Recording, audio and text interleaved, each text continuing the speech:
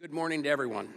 Thank you all for being here, and I would like to welcome my Senate colleagues, Chairman Moran, Ranking Member Blumenthal. Before we get started, I would like to acknowledge our visitors present from the greatest state, the state of Illinois. Anyone out there? Yeah? All right. Well, just so you know, when I said this yesterday, I'm from Southern Illinois, which is a little different as far as Illinois is concerned. If you're really from Southern Illinois, you capitalize the S, and it's not a separate state, but sometimes we feel that way. But I want to thank you all for traveling here from Illinois. I know that's not an easy travel. I do that on a regular basis. But if you would, could you just please stand, those of you that can. Thank you for being here.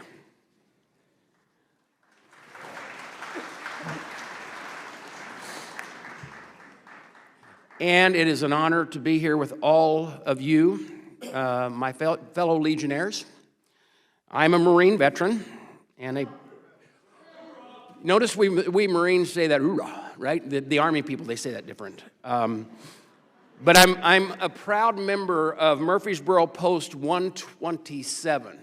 And though we're busy, I want to tell you little neat things about Murfreesboro Post 127. It is the Paul Stout Post. And Paul Stout was actually fought as a Marine. I know this. He fought in Bella Wood. Then he fought in the Battle of Bella. And then he was killed in the next, and he was a private. But on his 100th anniversary of his death, we actually at the Paul Stout Post, because we have a local craft brewery, they made a Paul Stout. And so it was wonderful to do that. So I am very happy to talk to you about my post. Now, before you check, I want you to know I've got my dues paid up. So, just, Commander, no, my dues are paid. All right. You know, the American Legion has a dutiful work on behalf of those who have served our country for more than 100 years, and it is a privilege to be part of that organization. With that being said, I also want to welcome Mr. James LeCourcier, the National Commander of the American Legion, and his spouse, Lisa. Thank you for being here today.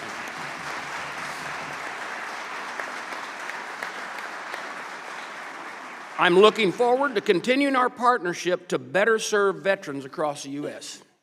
The American Legion does an outstanding job of sharing their perspective and concerns of their members with our committee. Our work here on the committee is greatly assisted by their dedication to the mission.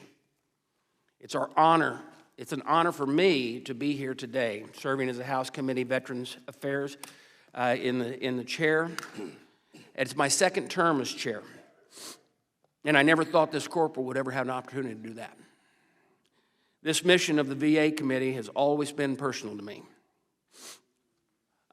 If you were around yesterday when we had the other panels before us, you know that. So my father and his brothers were all Army, Korean War.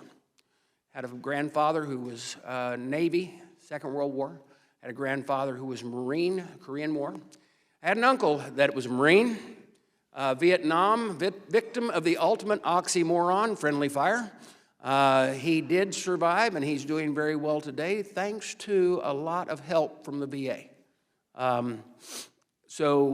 Then me, non-combat Marine, and my son, who's a lieutenant colonel today, is actually a reservist, but was active for many years. He is a JAG in the Corps. My grandson, who just got out of the Corps, who was an F-18 mechanic. So as you can see, it's really, really personal to me when it comes to our veterans. Now, every time I sit at the dais and we're getting into debate, whether it's with the VA or the other side of the aisle, I'm always thinking of the veterans. And I told this story yesterday, and I'll tell it again to you. If you've ever been around here in D.C. and seen me walking up down the halls or seen me on the floor or seen me here, I wear this bracelet. This bracelet has the colors of my corps. And it was given to me by a Vietnam veteran. Honest to goodness, he just went by Lieutenant Dan. And Lieutenant Dan gave it to me 11 years ago whenever he found out that I was going to be on the VA committee. And he said, Mike, I want to give you this, and I'm going to give you a couple of them because if you wear them all the time, you'll get them dirty, you'll wear them out. But he said, I want you to wear it because I want you to look down and remember who you're there serving. And that way I don't forget. I don't think I'd forget anyway, but this helps. For me, it's about the veteran. It's not about protecting government bureaucracy. And I know the sacrifices each of you have made. Each of you has fought to protect our constitutional rights. We had many important accomplishments last Congress, but many issues still remain. And I'm grateful for this opportunity to learn more about what we as Congress can help our nation's veterans do. Veterans should have the freedom to use the benefits of VA offered in exchange for their service to meet their individual needs. And they shouldn't be spending hours driving in their cars to get them, or combing through wonky paperwork for months on end, or needlessly waiting for a phone call to get a simple answer. You know where the VA is falling short, as do I. And you know where we need to push the agency to bring it out of the Stone Age and into the New Age.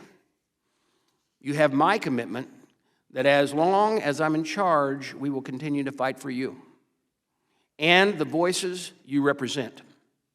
The hundreds of thousands of veterans outside this D.C. Beltway who just want their health care on time and their benefits when they need them. This old corporal takes this mission seriously.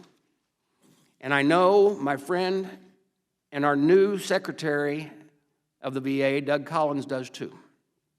Under President Trump's leadership, I know we're going to put you, the veteran, and the VA services back at the center of the VA mission. And when the bureaucrats try to get in the way, I will continue to be the first to hold them accountable and get answers for you. We made great progress with the passage of the Dole Act, and I am incredibly grateful to the American Legion for their support in getting this bill across the finish line. And I am committed to improving VA's ability to hold their employees accountable so that the veterans have access to world-class care. I'm grateful to the American Legion for their support of the Restore Accountability Act of 2025, which would do just that. We must deliver for our veterans to protect their health care choice, expand economic and education opportunities, and streamline benefits and get it done. I promise to keep up the fight. We are all in together. Now it's time to it's not time to take our foot off the gas. I look forward to completing our mission alongside of you. Once again, thank you for being here today. And I want to now recognize Chairman Moran for his opening statement. Mr. Chairman, thank you. As I said yesterday, I'm pleased to be with you and my colleagues from the House and the Senate as we examine the desires of a number of VSOs for their agenda for this new Congress. And I thank you for the Commander. Commander, I thank you for your presence here this morning and all the American Legion accompanying witnesses. I recognize the role that the American Legion plays at home in Kansas and here in Washington, D.C. as we advocate for the well-being of veterans today and in the future. And I welcome any Kansans in the audience and welcome Kansans at home who are paying attention to this hearing today. I want to thank the American Legion for their, and many of the folks on the second panel for their support for the Elizabeth Dole 21st Century Veterans Health Care and Benefits Improvement Act. We must make certain that we don't just pass legislation, but it's implemented in a way that actually serves veterans, and we are continuing to make certain that we take every step to see that's the case in this legislation. The American Legion and others testifying here today have also extended their support for the Access Act, the Precision Brain Health Research Act, the Veterans Second Amendment Protection Act, and my National Guard GI Bill Parity Act, all of which have been introduced in this Congress. As I said yesterday, the policies and programs that we will discuss today depend upon a strong and effective workforce at the VA to deliver the care and benefits veterans deserve. I'm committed to working with the VSOs, with the American Legion and others, and my colleagues on this panel to make certain that the necessary VA workforce is preserved as the VA implements new federal workforce guidance. The VA must be forthcoming and transparent with Congress, with the VSOs, and the public about how it's implementing workforce changes and work to avoid or correct actions that could undermine veteran access to care and benefits. Thank you again, Commander LaCourciere, for being here. I look forward to your testimony, and I yield back. Thank you, Senator. I'll now recognize Ranking Member Takano for his opening statement. Well, thank you, Mr. Chairman. Today, we continue our annual series of joint hearings. I'm pleased to welcome our first panel, the National Commander and representatives of the American Legion, as well as our second panel, representatives from Minority Veterans of America, Jewish War Veterans, the National Association of County Veteran Service Officers, the Military Officers Association of America, National Association of State Directors of Veterans Affairs, the Institute for Veterans and Military Families at Syracuse University, and the Wounded Warrior Project. I'd like to extend this very special welcome to the American Legion's National Commander, James LaCourciere, Jr. from Connecticut, and the National Auxiliary President, Trish Ward from Kansas. Now, before I begin my remarks, I have to ask, are there any Californians in the room this morning? Right on, thank you. You can do better. Well, let's move on. These hearings are important because they're a great opportunity for us to hear from the VSOs about issues impacting veterans and their daily lives. It was at these hearings in 2022 when the VSOs stood in solidarity, calling on Congress to pass the Honoring Our Pact Act. Without you, we would never have passed the largest expansion of veterans' health care and benefits since the Vietnam War. Without you, millions of veterans would still be struggling to access health care for the toxic exposures they experienced in service to our country. And I'll always be grateful to the VSOs for helping us get it done. Now, as I've said all along, the PACT Act was never meant to be a one and done. There's still so much more work to be done because the pact was not only about toxic exposure. It was also about our promise to ensure that veterans have access to their care and benefits, and that we do everything we can to end veteran homelessness and veteran suicide, address new categories of illness and injury associated with military service, for example, blast injury and military traumatic brain injury. Finally, achieve Guard and Reserve parity, ensure that VA is welcoming to all veterans who have earned the right to be there, ensure that VA's infrastructure can support its mission, and so much more. Unfortunately, I'm not optimistic under this administration. I have grave concerns about how President Trump's executive orders are being carried out across the federal government, most especially at the Department of Veterans Affairs, and how they're going to impact veterans.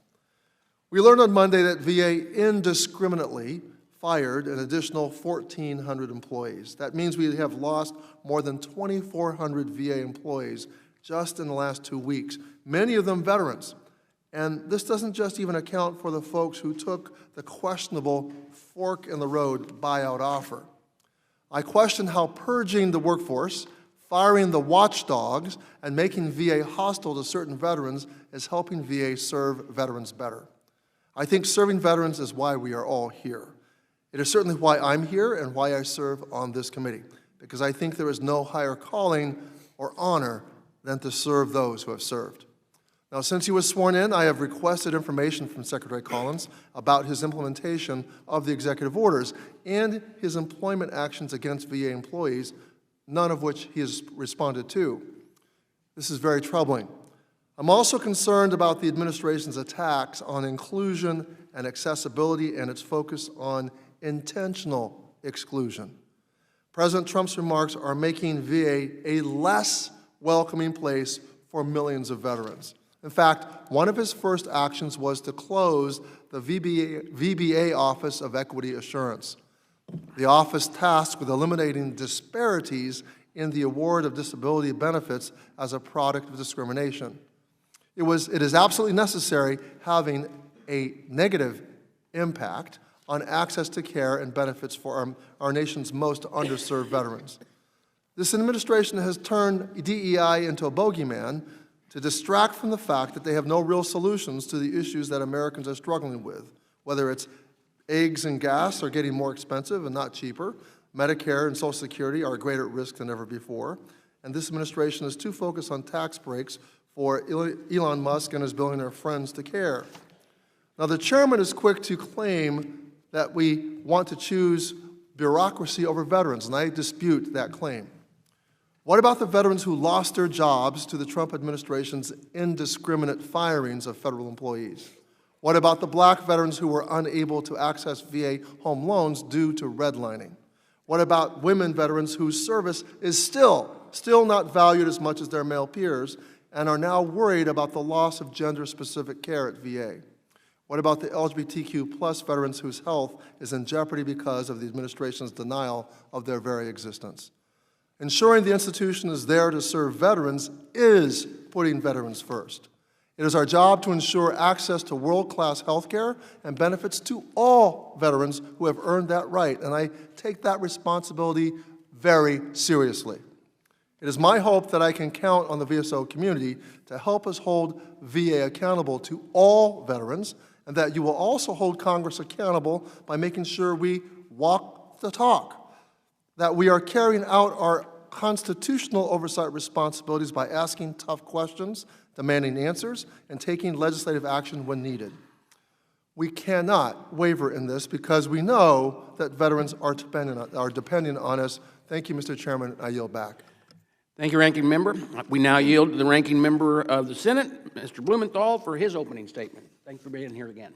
Thank you, Mr. Chairman. I'm honored to be here with fellow Legionnaires. Thank you all for coming today, and the record will reflect that we're standing room only today, and some of the folks who attended had to be siphoned to a different room. Your being here sends a powerful message about how much you care and how you will be a voice for veterans. We can make the speeches from this platform, but you're the ones who get it done, and I'm proud to be a member of the American Legion in Connecticut. Very proud to welcome my fellow Legionnaire, Jim LaCourciere, and your wife, Lisa, and thanks to all of your family. We know that in the military and in the VSOs, families serve, spouses and children serve as well as we do. And of course, to my colleague, Joe Courtney, thank you for being here to do the introductions. We know that service in the military these days is very much a matter of family. Less than 1% of our entire population these days have anything to do with service in the military. My two sons who have served, of my 4 children, my son Matthew, whom some of you know, a Marine Corps veteran, served as an infantry officer in Afghanistan. My other son, Michael, a Navy SEAL. But they come by it because they have looked to you as role models. And I'm very proud to have been in the Marine Corps Reserve myself.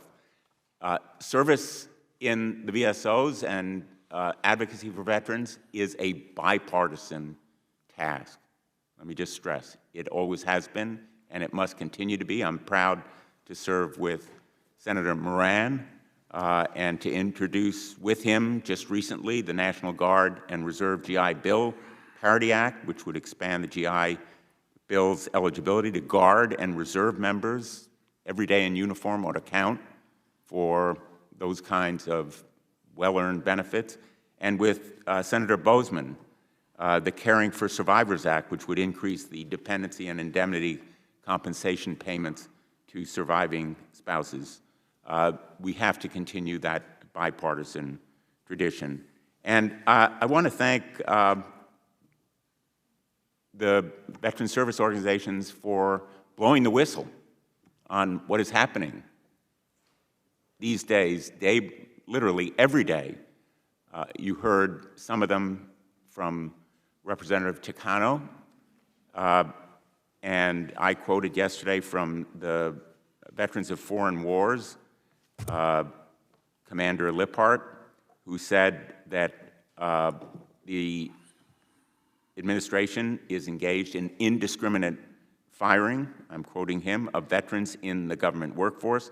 I am also calling on VFW members to march forth and join me on March 4th when he will be testifying, and I'm quoting him, "I want to see hats in the hallways of our Capitol as our legislative committee members engage with lawmakers in demanding that they honor the contract the government made with those who have already served and sacrificed so much for America and their fellow Americans. It's time to apply pressure and stop the bleeding," end quote. That's on us, all of us, to be there for our veterans, to be their voice and face in protesting the 2,400 firings that have already occurred at the VA. Across the government, 6,000 veterans have been fired from their jobs in government agencies. Just last night, the Secretary of the VA announced cancellation of 875 contracts worth $2 billion. He began his message, quote, "I got some big news for you," end quote. And then he had a happy talk video, which assured us that no problem, nothing to see here, they're all just consulting contracts. Well, in fact, I have a spreadsheet. I'm going to ask, if there's no objection, Mr. Chairman, that it be made a part of our record. Without objection. This is a partial list of those 875 contracts that provide direct service to veterans for cancer care, for recruiting of doctors, for decontamination of facilities that are polluted. This list was provided to my office by officials within the VA. It doesn't contain procurement-sensitive information. It's a description of some of those contracts and input from VA officials on why they are needed to help serve veterans and taxpayers. And I'm asking the Secretary to provide us with a clean copy, a full copy, full disclosure and transparency. And I will ask that it be made part of the record when it's furnished. I've asked a bunch of questions. Without objection. Representative Takano has. I have yet to receive answers. Let me just conclude by saying, and I'm going to quote the VA Secretary in his video, quote, "Don't let nameless sources, even senators and House members who want to scare you and media, who want to perpetuate the line, 'We are taking care of the veterans.'" That is belied by those cuts, by the hiring freezes, by the firings that are occurring in real time right now, and they are having a real impact in Connecticut, where veterans are coming to me and saying, for example, the Veterans Crisis Line has been impacted, making a difference in people's lives, saving veterans from potential suicide. I want to thank all of you for being here today and providing that kind of face and voice, which is so essential to making sure that our veterans are represented, that their interests are protected, and that we stop the bleeding. Thank you, Mr. Chairman. Thank you, Ranking Member. Now, once again, my colleagues on the other side of the aisle are choosing to put fear over facts. Last night, they erroneously announced that the VA is canceling 875 contracts, hoping to create panic and score political points.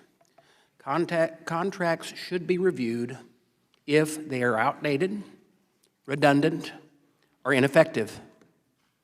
That's good government. You want good government. This is about responsible stewardship to each one of you as a veteran who have fought, to make sure that the facilities and the VA is providing for your needs at the best possible dollar, Because not only are you veterans, you're taxpayers. Not only are you taxpayers, but you're also this country. You have fought to make sure our country remains free. And if we don't sensibly handle our budget in this nation and China owns our debt, you will all have fought for naught. Now think about that. Last night, Secretary Collins announced termination of contracts valuing $2 billion. While we do not know the final number of terminated contracts, it is not 875. And reviewing the contract is a best practice that we all should support. You would do it in your household. Why in the world wouldn't we do it at the VA? One, because it usually makes something work better. And two, because it usually makes room for something better to take its place. It's about ensuring every dollar spent by the VA directly supports veterans, not wasteful bureaucracy. And on a couple other issues, when those who have received the slips of being laid off receive those slips, in their slip it says that if you think your job is essential, you can appeal to your supervisor and immediately have a review, and there's due process in place to make sure that no one is lost through that process. And when it comes to the hotline for our veterans experiencing the fear of possibly committing suicide, there were a few backroom employees that unfortunately were included in that list, and they have already been put back on the job. We are doing the thing that we need to do for you as veterans and for you as taxpayers. And with that, we need to move on with the committee. And with that, I want to now yield to our friend and colleague, Representative Courtney, to introduce the American Legion Commander. Great. Well, good morning, and thank you, Chairman Bost, Chairman Senator Moran, Ranking Member Blumenthal, my friend and colleague from Connecticut, and Ranking Member Takano. And again, it's a great privilege and honor to be here today to introduce the new National Commander of the American Legion, Jim LaCourciere, who is a constituent from Plainfield, Connecticut in the 2nd Congressional District, and also a good friend. We've known each other for many years. It's an exciting moment for Connecticut. It's been 71 years since Legionnaire from Connecticut has held the position as National Commander, and he's somebody who's gotten there the old-fashioned way. He's really earned it. He's an Air Force veteran, served in the 1980s, served overseas in Grenada and Lebanon, honorably discharged, and is, again, after he left the service, began a 27-year journey to get to where he is today as National Commander. His post 91 in Plainfield, Connecticut is a very activist post, very healthy post in terms of membership, put on a lot of veterans events in the district. Actually, Connecticut and Eastern Connecticut has the highest concentration of veterans in New England. We, again, are a district that has the oldest submarine base in America, the Groton submarine base, 9,000 sailors and officers. And sometimes people don't think of New England necessarily as a high concentration veteran area, but the opposite is true. And as I said, Jim, both as a local commander and also working in the State Department of American Legion in Connecticut, again, has just been a really passionate advocate for advancing the goals both at the state level in Hartford and here in Washington, D.C. But even more importantly, we've worked together on individual casework with veterans who have been struggling in terms of getting the help that they need. And again, I just cannot think of a better person to really take on the tough job of leading this great organization, the American Legion. A lot of people are very cynical these days, obviously, about Washington, D.C. They think the only way you can ever get anything done down here is by hiring lobbyists or having super PACs. The American Legion is actually the true rebuttal of that in terms of just the grassroots advocacy, with individual members coming to members of Congress office to advocate year in and year out. And again, as we've heard from many of the speeches earlier this morning, I mean, there have been some really tremendous success that kind of defy the conventional wisdom that you can never change anything here in Washington. So again, it's my honor to again, introduce and yield to Jim and wish him all the best in terms of his service in the next year as National Commander. And again, I think he's going to do great things for our country. And with that, I yield back. Thank you. Thank you, Congressman Courtney.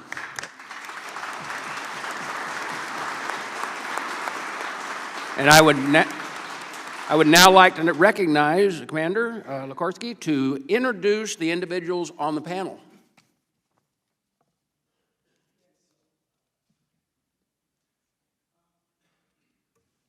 So Jim is joined today by Julia Mathis from the Legislative Department of the American Legion, Director Cole Lyle from the VA&R, Chairman Jay Bowen, also from the VA&R, Chairman Matt Jabout from the great state of Maine as VE&E, and Director Joseph Sharp, VE&E, and Chairman Matt Schuman of Legislative. And welcome to all of them for being here this morning. Thank you all for being here.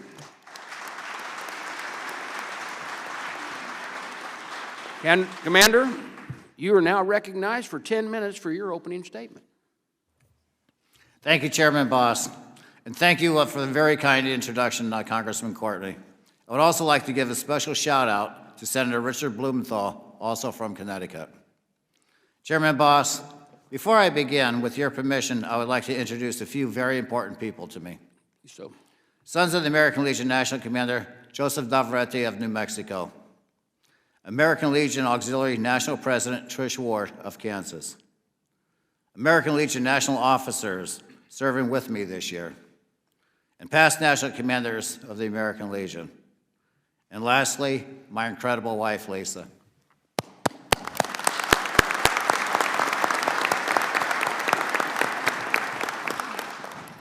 Chairman Bost, Ranking Member Takano, Chairman Moran, Ranking Member Blumenthal.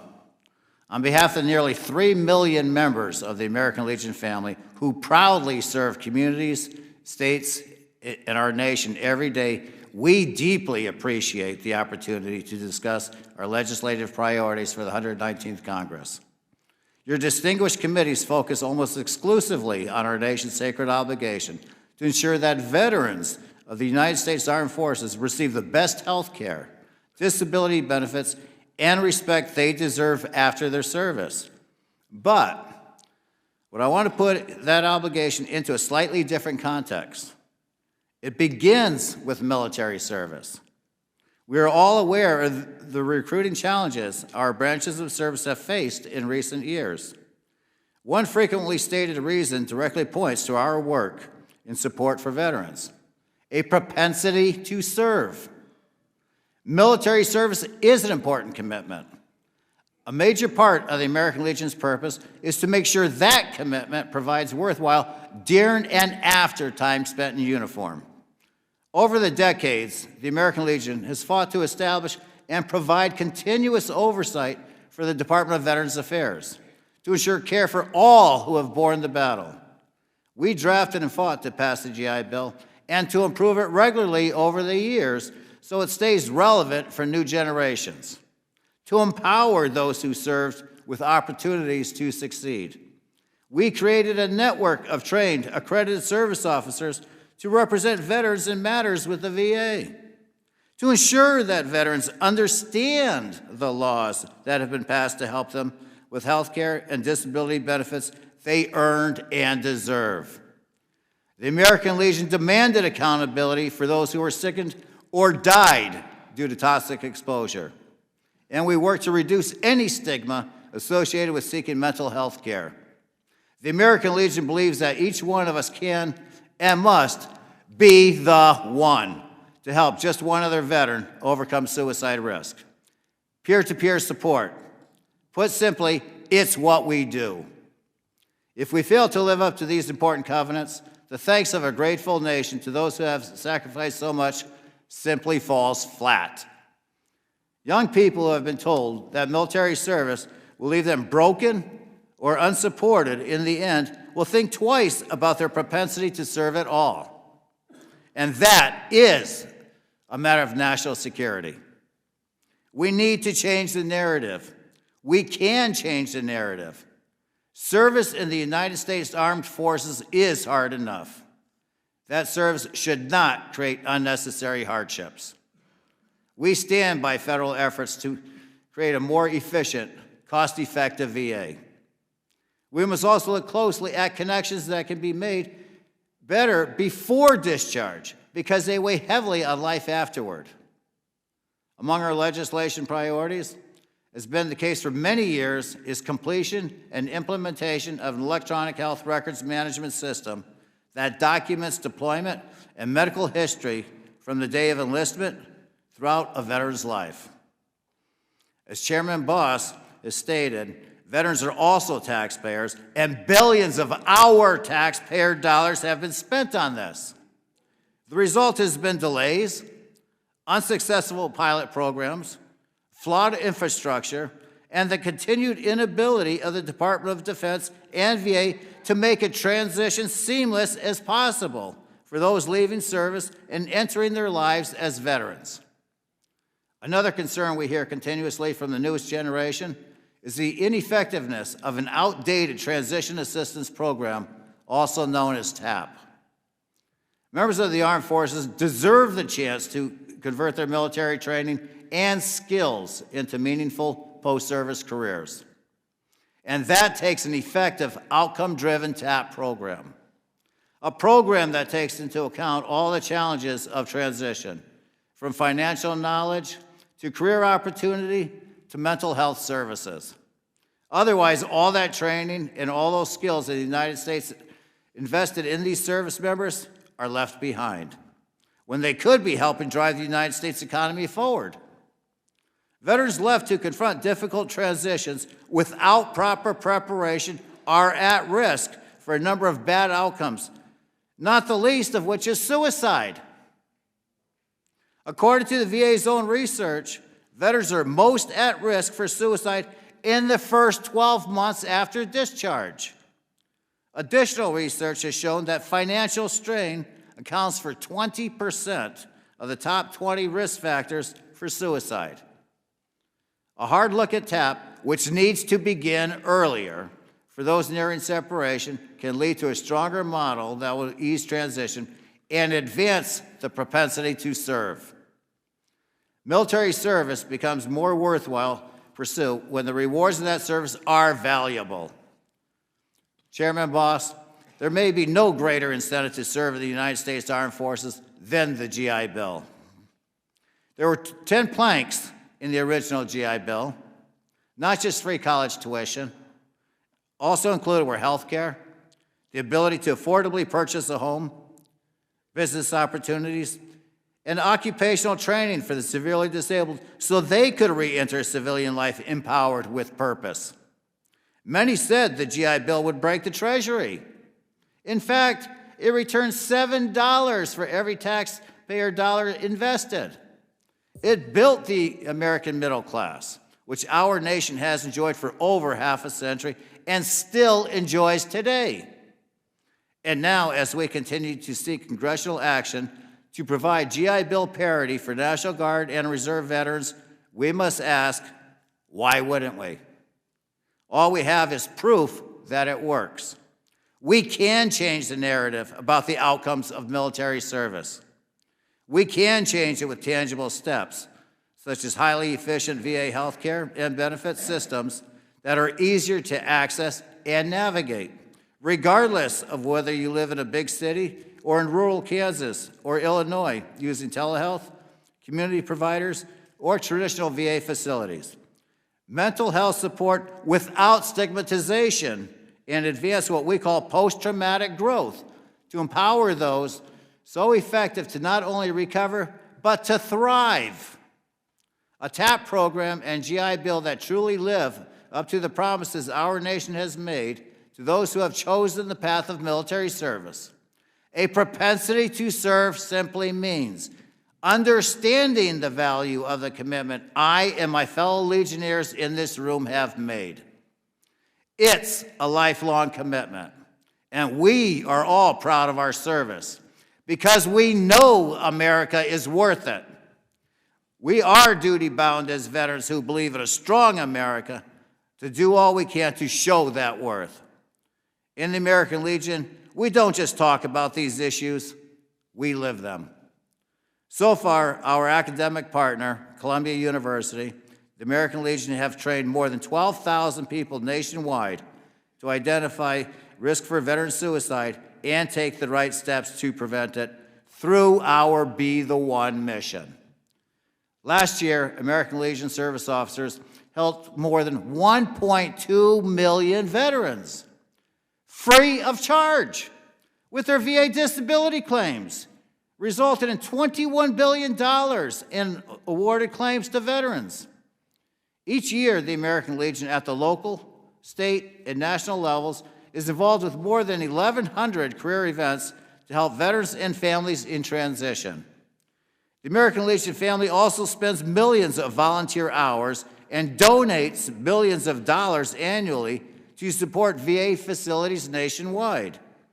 We also mentor thousands of young people each year and award millions of dollars in scholarships to help them become productive, responsible citizens.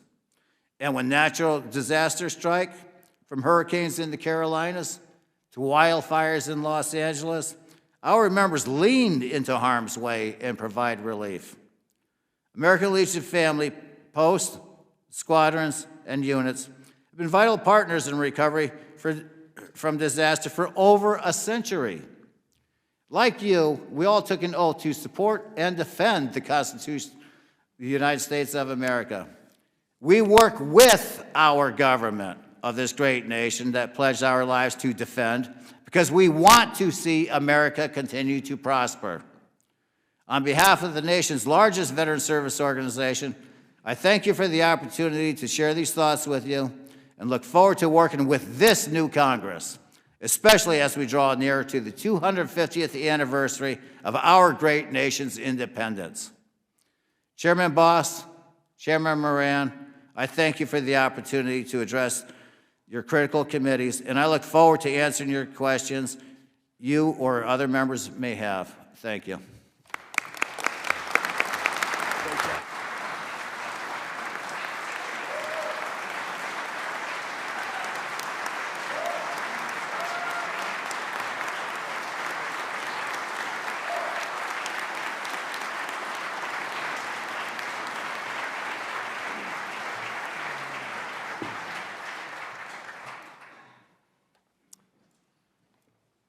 Commander LaCourciere, thank you for your very forceful testimony. Thank you for your presence and your colleagues here today. We're going to have a round of 3-minute questions, and I'd ask my colleagues, because of the length of the day, that we work hard to stay within that 3 minutes. And I now recognize myself for that first 3 minutes. Commander, are you hearing concerns from veterans whose conditions are not covered by presumption of service connection, or whose locations or years of service are not included in existing presumptions? If so, are you voicing these concerns to the VA, and what are you being told by the Department of Veterans Affairs? Chairman Moran, the American Legion cares deeply about this and how it impacts our veterans. But at this time, to give you a more clear response, I'd like to turn it over to Director Cole Lyle of VA&R. Director. Thank you, Commander, and thank you, Mr. Chairman. The American Legion obviously lobbied very hard for the passage of the PACT Act. I think the greatest mechanism that the PACT Act created was the ability for the VA to consider new presumptive conditions in a faster, timelier manner, so we don't get into another Agent Orange situation where veterans have to wait years and decades to receive the benefits and health care that they deserve from specific conditions.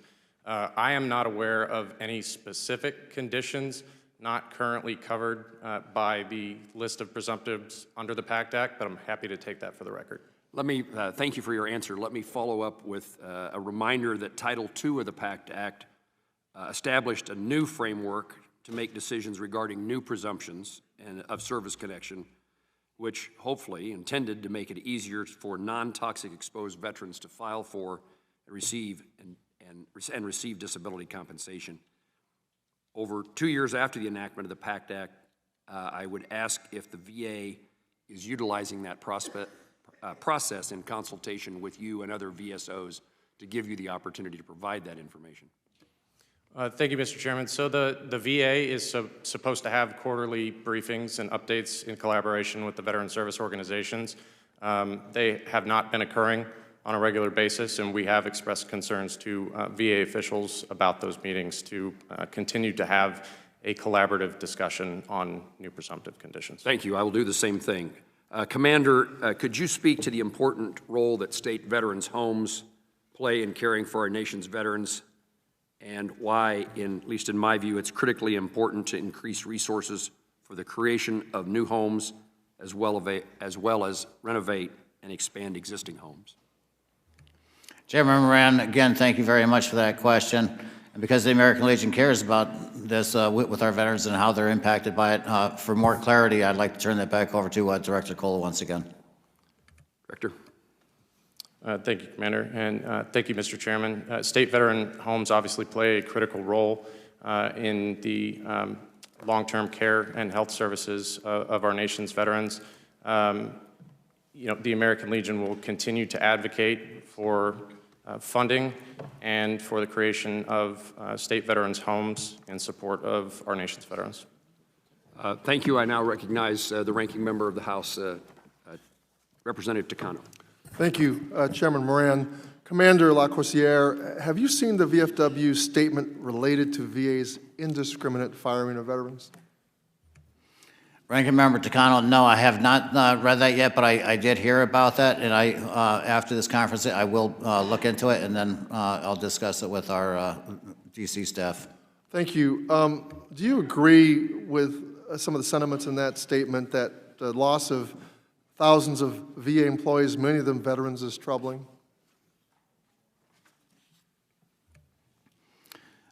Ranking Member Takano, because the American Legion fights to protect and oversee the care and well-being of our veterans on a daily basis, once again, I'd like to turn this back over to Director Cole.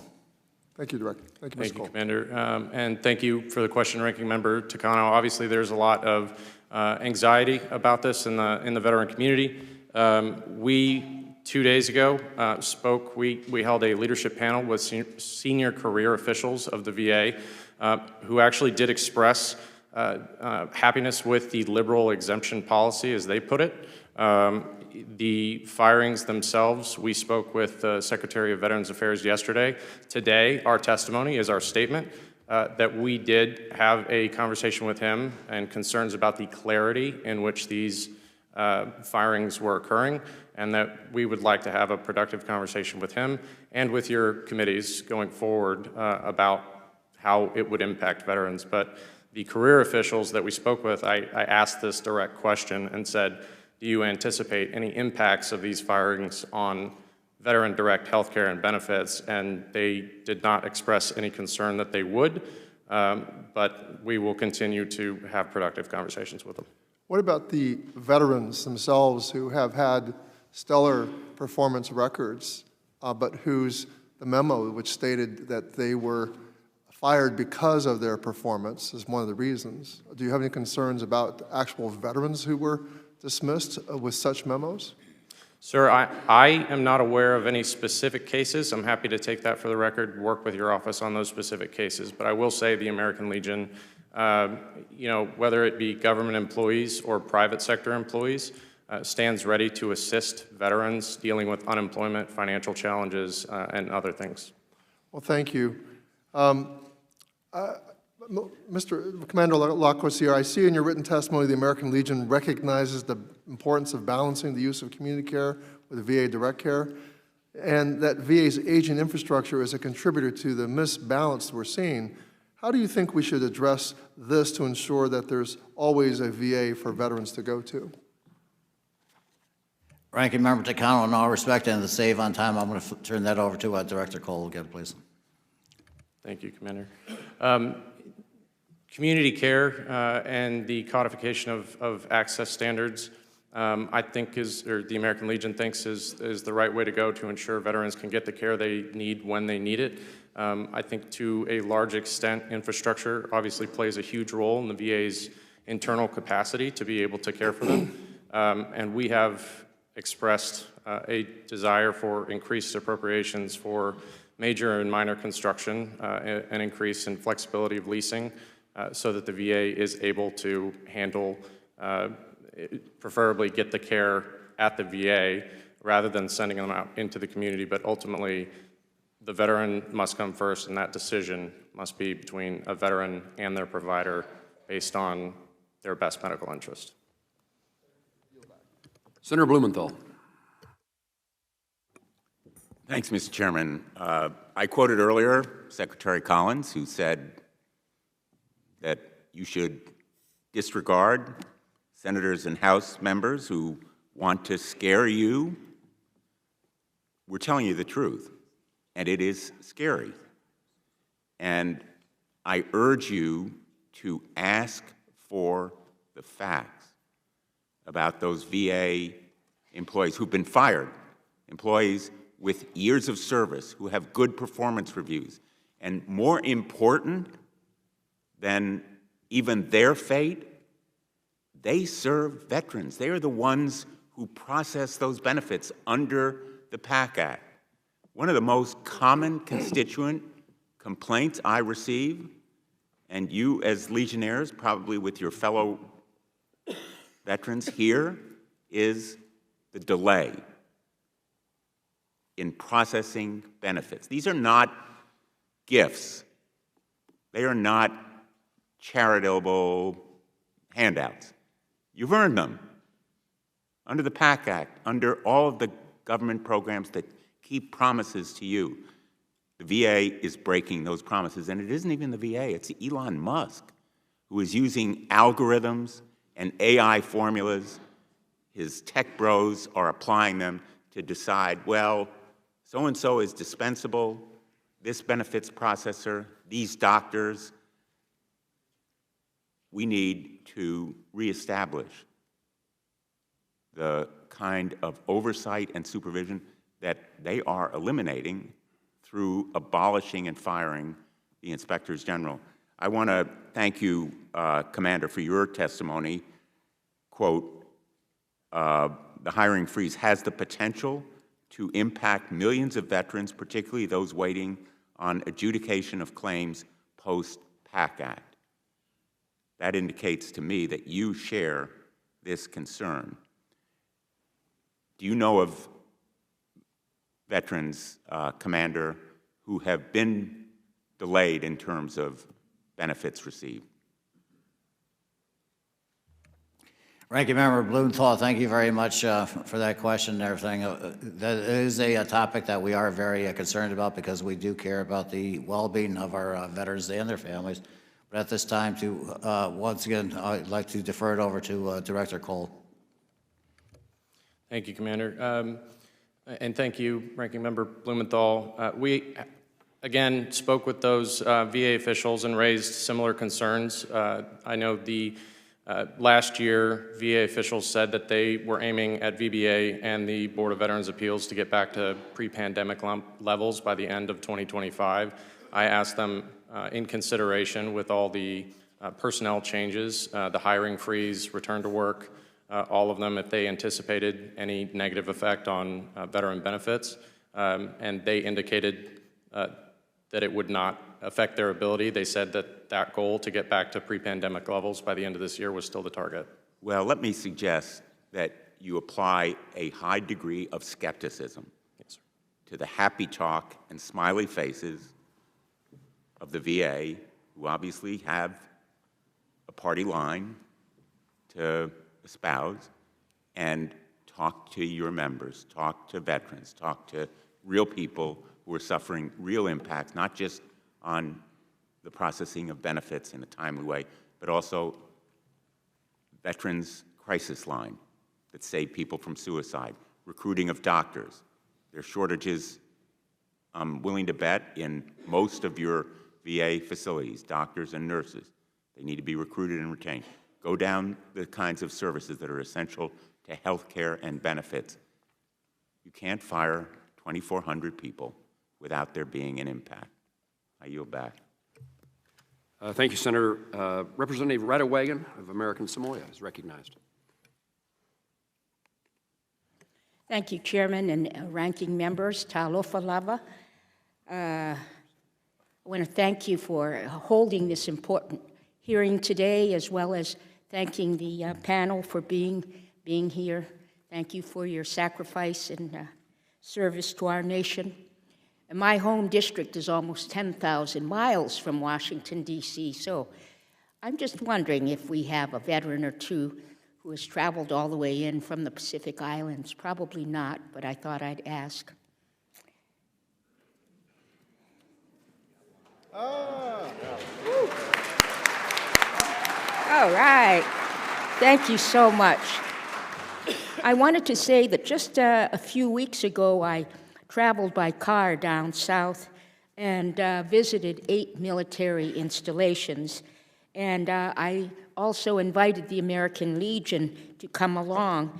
And so we were able to visit 9 American Legion posts, and I was honored to spend time and have little town hall meetings along the way with hundreds of veterans.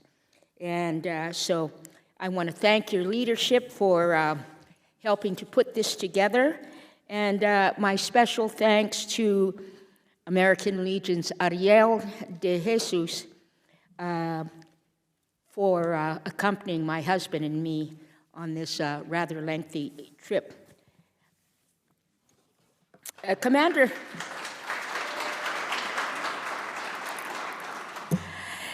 Le Corsier, the American Legion supports the Restore VA Accountability Act of 2025. Why is it important to provide additional tools to address poor performance and ensure that VA is serving all veterans with the highest standards? Commander? Thank you for that question, Ms. Radwig. And the American Legion, once again, we do care about the care and well-being of our veterans. I'd like to turn this back over to Director Cole again. Thank you, Commander, and thank you, Congresswoman. I know that Ariel very much enjoyed his trip with you through those states' 8 military bases. The American Legion has several resolutions in support of accountability and efficiency at the Department of Veterans Affairs. We believe that the VA should be an agency that is accountable to the veterans that it serves. We know that last year the Office of Inspector General produced 100 and some odd reports to the tune of about $9.2 billion in monetary impact. So we know that it exists. There's efficiencies to be made, and we have supported the Accountability Act in the past. Thank you, Mr. Chairman. I yield back the balance of my time. Thank you, Representative. Senator Tillis is recognized. Thank you, Mr. Chairman. Welcome to all of you, and thank you for your service and continuing to serve. I think it was Senator Blumenthal that said that real people are suffering with real impacts. Did that just start 3 weeks ago in the VA? Real people suffering real impacts? Or do we have unacceptable wait times and fewer options for members who are in stress? So in other words, is this a new phenomenon, or do we have work to do that predated the transition? Commander. Senator Tillis, thank you very much for that question and everything. And I'd like to start by just saying that any wait time is unacceptable. Is unacceptable. It was an unfair question because but we would like to respond to that in a professional manner from the American Legion. Well, good. Let me just revise it. What I'm particularly interested in, I don't know, and like I said yesterday in the DAV hearing, that I'm a very boring management consultant that's driven by facts. So what I want to know is of the terminations that we have seen, or the separations today, have they been stratified in a way to where I know if they're physicians, physical therapists, nurses, people on the front line, critical positions, if they're in the customer-facing organization. I'm asking for that information, and if we found some bad separations, I'll make it known. I'm just wondering whether or not y'all have access to that information yet. And Ms. Mathis, I'll leave it to you. Thank you, Senator Tillis, and thank you, Commander.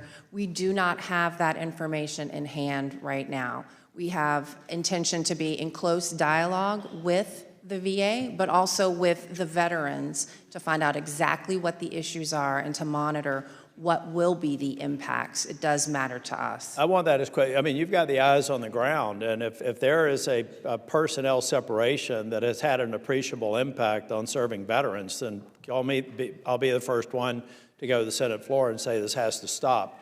But what I think is unhelpful is when we just have this incoming going in every direction. People are only talking about the top-line political comments that get you on TV. They're not talking about trying to measure whether or not there are real impacts that we need to worry about, whether or not we need to communicate that if there are any further reductions in force or realignments, we need to be advised on it very, very quickly. So I would really, you all are an extraordinary organization. I see some familiar faces and friends here at the dais that I wish I had more time to speak with. But as we go through this transformation, I'm holding out the hope that this is all about getting the most critical people, the most important service levels for veterans improved. There's a thesis here that this is somehow, and it just seems odd for me to accept just on its face, that this is all with an intent to degrade opportunities for veterans to get a receipt, get another payment on a debt we can never repay. Why does anybody think that that is politically or operationally sustainable? So to my colleagues on the other side of the aisle that want to focus on the top line, that's fine. We're in a committee hearing. There are TVs on and cameras on. But behind the scenes, why don't we look and really determine to what extent, if any, these reductions are having an appreciable impact on the service levels that I believe that every veteran deserves. They should be top quartile. And I thank you all. As you get information, make sure you report back to me. God bless you all. And anybody in and around North Carolina out there? There you go. Thank you. Thank you, Senator. Congressman Conaway, you're recognized for 3 minutes. Well, I think I just realized how to recognize someone from North Carolina. Thank you, Chairman Bost, and thank you certainly to the American Legion. As a fellow Legionnaire, I'm certainly very pleased to be with you today. As a doctor, I'm troubled and greatly disappointed by the actions taken by the VA to terminate nursing assistants, supply technicians, schedulers who support doctors in their work and their shared work to provide life-saving treatment to veterans. Without adequate support staff, physicians will be overwhelmed with scheduling, paperwork, and other administrative tasks, leaving them with less time to care for veterans. And we've heard that we've lost a contractor that had great success in recruiting much-needed physicians into the VA workforce. And of course, these terminations go to the very heart of the wait times that all of us find so unacceptable.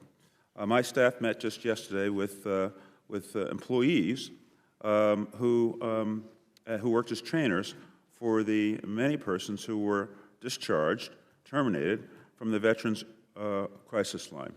Now, we know, and we've heard testimony, written testimony from Commander LaCourciere, that we're seeing marked increases in the use of the Veterans Crisis Line. Many calls are coming in today, and I heard in my office just yesterday from local American Legionnaires about the 22 men that we're losing and women that we're losing every day to suicide. So it's particularly concerning to hear about and understand that these cuts have taken place. So could you elaborate, Commander, on the implications of understaffing the crisis line, and what impact do you think these cuts are going to have on veterans and family, not only in the crisis line, but in these critical service areas that support the work that the VA does to provide life-saving care? Congressman Conway, thank you very much for that question. As we stated earlier, the American Legion, we do care about all of our veterans, but we also care that they get the proper care in a timely manner that they deserve. And we need to continue the peer-to-peer support and making sure that they have the right tools that they need with health care. We are aimed and focused on reducing veteran suicide. Every suicide matters. We care about that. That's why we have our Be the One mission. But to give more definition to your question there, I'm going to turn it over to Director Cole. Thank you, sir. Thank you, Commander. And thank you, Congressman, for the question. As the commander stated, suicide is one of the American Legion's top priorities with the Be the One mission. We at local posts don't hear, we hear often from veterans who have been personally affected by this. So it's something we're very passionate about. I would say in terms of the Veteran Crisis Line, we did hear about the 2 employees that were fired and then reinstated 2 days later. There have been some concerns about how some of the executive orders work in concert with each other. For instance, the hiring freeze, VCL, crisis responders were exempted, but return to work was not exempted, which will make it harder for the VA to hire those folks, and they'll have to potentially take silent monitors, what are called silent monitors, and place them as crisis responders. So there could be a capacity issue. We have not seen anything currently, and we are working collaboratively, and we will communicate with the department and with your committees about this issue going forward. Thank you, and thank you, Mr. Chairman. Thank you. Senator Hassan, you are recognized for 3 minutes. Thank you, Mr. Chair, and to our chairs and ranking members. I'm grateful for this hearing, and Commander and all of your colleagues and all of the veterans in the room, welcome. I honor my dad's World War II service and his memory by being a member of the auxiliary, so thank you for welcoming me to that as well. And any Granite Staters out there? Anybody from New Hampshire? Excellent, thank you, and welcome. And look, I don't have a question about the recent events at the VA. I will just say this. First, the administration fired the Inspector General at the VA. Then they laid off 2,400 people. Now we're seeing all of these contract cuts that may, in fact, impact essential services to veterans. My job is to ask why, and my job as a former governor is to say you don't make indiscriminate cuts, you don't churn employees, you don't just do categories of cuts willy-nilly. You study, you look at ways you can coordinate and streamline services, and you look at the impact before you make this kind of layoff and take these kinds of actions. And the Inspector General, of course, is the person who's charged with going after waste, fraud, and abuse, and to fire that person right away is really troubling to me. So I hope we will have some more transparency. I hope the Secretary will come, and I hope he will explain what they have done and why he thinks it's good for the VA and, more importantly, good for our veterans. Commander, I did want to ask about improving VA facilities. I want to start by thanking the American Legion for your continued advocacy on behalf of all veterans. In your written testimony, you discussed the fact that the VA medical facilities are on average roughly 60 years old and in need of significant repairs. That's something we're very familiar with in New Hampshire. The Manchester VA Medical Center is almost 75 years old, and twice in the past 8 years, pipes have burst in the medical center, causing significant damage and delay of care for veterans, cancellation of entire procedures. I've worked with the VA to help address this issue, and I'm going to keep doing that, but we all know veterans in New Hampshire, veterans around the country deserve the best care at the best facilities. They've earned that. So, Commander, can you please discuss the need for robust commitment to improving VA's infrastructure and how that will benefit veterans? Ms. Hanson, thank you very much for the question and the statement as well.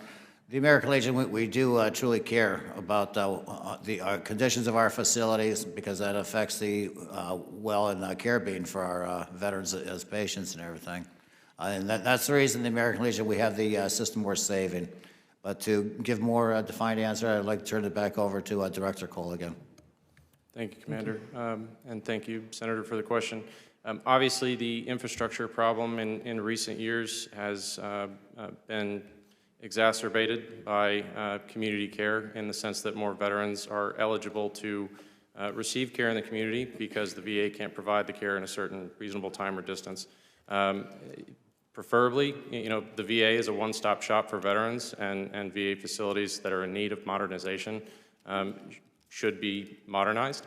I think historically the recent administrations have submitted budgets to Congress in the neighborhood of $2 to $3 billion for major and minor construction infrastructure projects. Yep. And obviously, in a budget-constrained environment, the VA has to make some choices about where that occurs. So I think there's definitely room for improvement in terms of Congress's commitment to VA infrastructure, particularly with codification of access standards. Thank you very much. And Mr. Chair, I'll follow up with the witnesses about some issues with CMP exams that I know we're all concerned about. Thank you. Thank you. Representative Hamanay. Thank you, Mr. Chairman. And as a member of the American Legion Post 107 in Phoenix, Arizona, it's an honor to be with all of you here today. And I know you're continuing your service by being a voice for so many veterans, so thank you all for coming, and thank you for all the volunteers. Now, Commander, President Trump, in his last administration, championed veterans' choice in health care, and I know it's a top priority in his administration right now. But we continue to hear stories about veterans facing long wait times and denials for community care. How can the VA ensure bureaucrats can't arbitrarily deny veterans their right to seek community care? Thank you, Mr. Robinette, for that question and everything. Because we do care about the care and well-being of our veterans and everything. That is a priority topic for us and everything. But for more clarity, I'd like to turn it over to Director Cole. Thank you, and I am actually going to defer to my chairman, Chairman Jay Bone. Thank you. Thank you, Cole, and thank you, sir, for the question. We certainly do care about ensuring our veterans get the care that they need, when they need it, and where they need it. That's priority one for the American Legion. And if that's through community care, that's good, as long as we have the VA providing the oversight necessary to ensure that the standards are kept. And what are you hearing from veterans about their ability to access mental health care in their communities under the VA's current approval process? We're hearing very good and not so good. It just depends on the region of the country and the VA medical center in the community care area. It's probably like any other place, and civilian care too. You can hear very good and you can hear very bad. When we hear anything that is not up to standards, we certainly investigate, and we work towards getting that fixed, working with the VA to get that done. Right, but it's, you know, veterans should be treated well no matter if they're from the inner cities or from the suburban areas or from rural areas. And I think we need to make sure that we have a common standard across the country. I know that's a top priority for you all. Thank you, Mr. Chairman. I yield back. Thank you. Now recognize a person that formerly was in the House and served on our committee in the House, but now is in the Senate, and he looks really good in the Senate. And my neighbor, Senator Banks. I'm sorry. Thank you, Mr. Chairman. It's an honor to be back, and it's an honor to be the first Hoosier to serve on the Senate Veterans Affairs Committee in a long time. So I spent 6 years serving with Chairman Bost. Thank you. And I want to thank all the Hoosier Legionnaires who are in the room. Thank you for coming all the way from Indiana to be a part of this hearing. And to all of you, when you come and educate us on your priorities, it helps us fight hard to make sure that our nation's heroes get the service that they have earned from this country. And your work here today helps us in a big way to do that. Mr. Commander LaCourciere, as you know, Indianapolis is going to be hosting the National Veterans Creative Arts Festival in May, presented by the American Legion and the VA. This festival is a great opportunity for veterans to showcase their work, and these creative projects are an important part of many of our veterans' rehabilitation. Can you tell us more about the event and the value that it provides? Senator Banks, thank you very much for that question. The Creative Arts Festival is actually a very huge highlight. You know, it brings out the best of our veterans that sit back and they use their creativity in various facets, whether artistic, painting, playing a piano, whatever the case may be. It's another form for them of their therapy that they must need to decompress and deal with mental health in various aspects. Mental health, as we all know, is a very large scope. And if they can sit back and find a way to tunnel it in their way without using drugs, anything, you know, or anything along that scope, because we sat back in the years back, we sat back and we medicated our veterans. They came home, they'd seek mental health assistance, they'd go to the VA, receive a bottle of pills, and be sent home. That's not cutting it. We want our veterans to be able to think clearly, but we also want them to survive. They can help us grow the economy by being on this side of the earth. So yes, the American Legion's Creative Arts program, to me, is a very high profile and great program because it's for all veterans. Very, very well put. Indiana is very proud to host this event in May, and we thank the American Legion for providing that opportunity for our nation's veterans. Look forward to highlighting it. Thank you for choosing Indianapolis as the destination for that event in May. Mr. Chairman, I yield back. Thank you, Senator. We now recognize Congresswoman Sheffis McCormick for 3 minutes. Thank you, Mr. Chairman. I'm going to start by echoing the comments that I made yesterday. Any cut that has the potential to hurt just one veteran must be taken off the table immediately.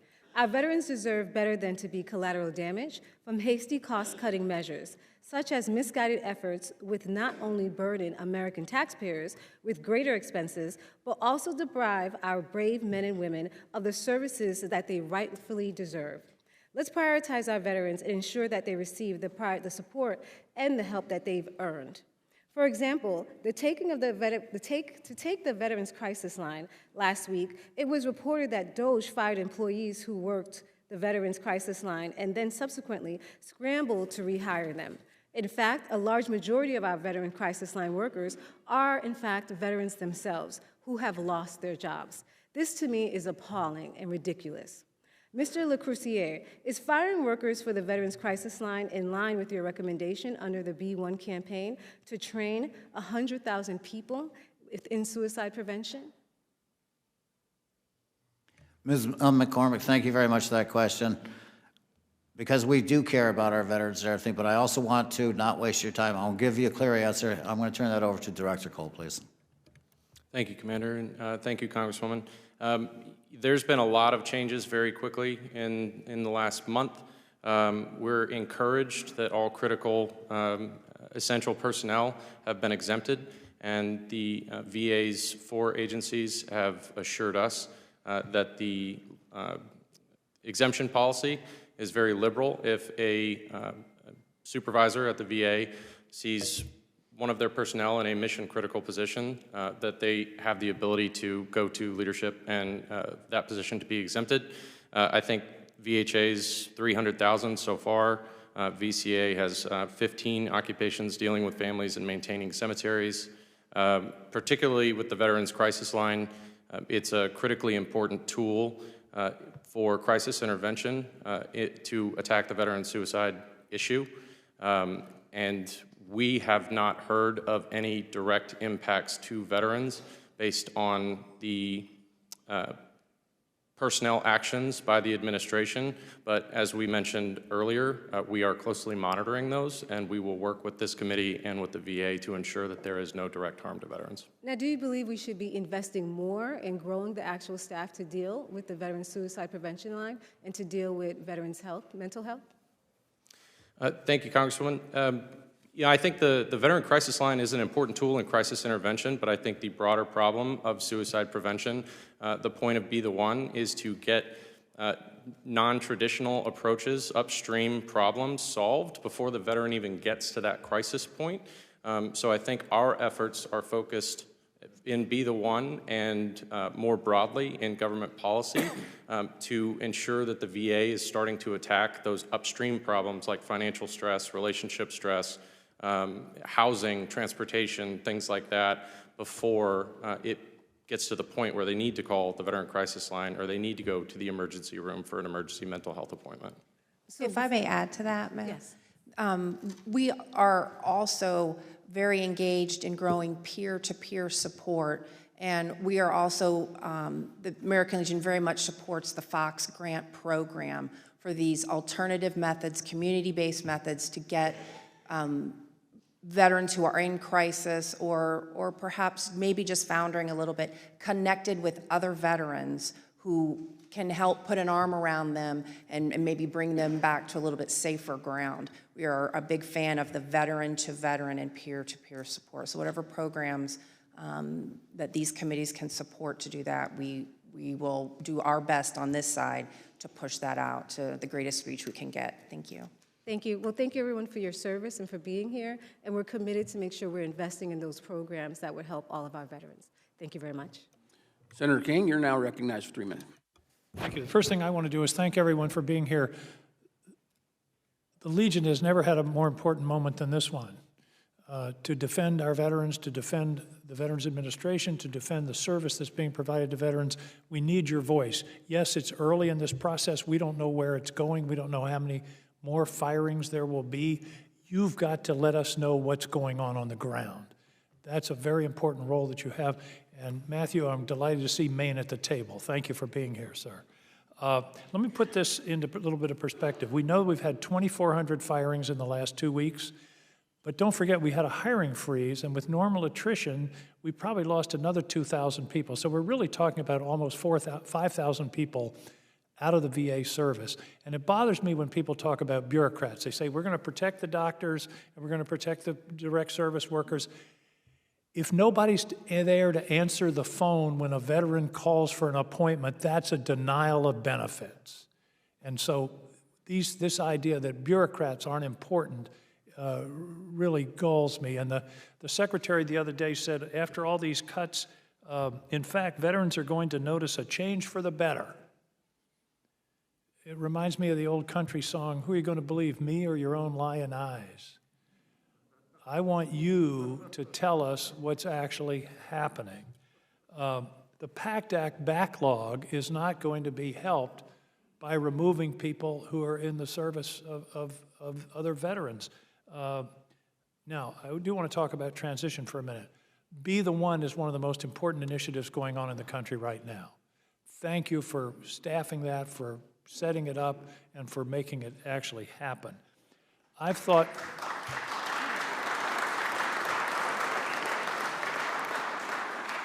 I have a simple formula for transition. I think the Defense Department should spend as much money on transition as they do on recruitment.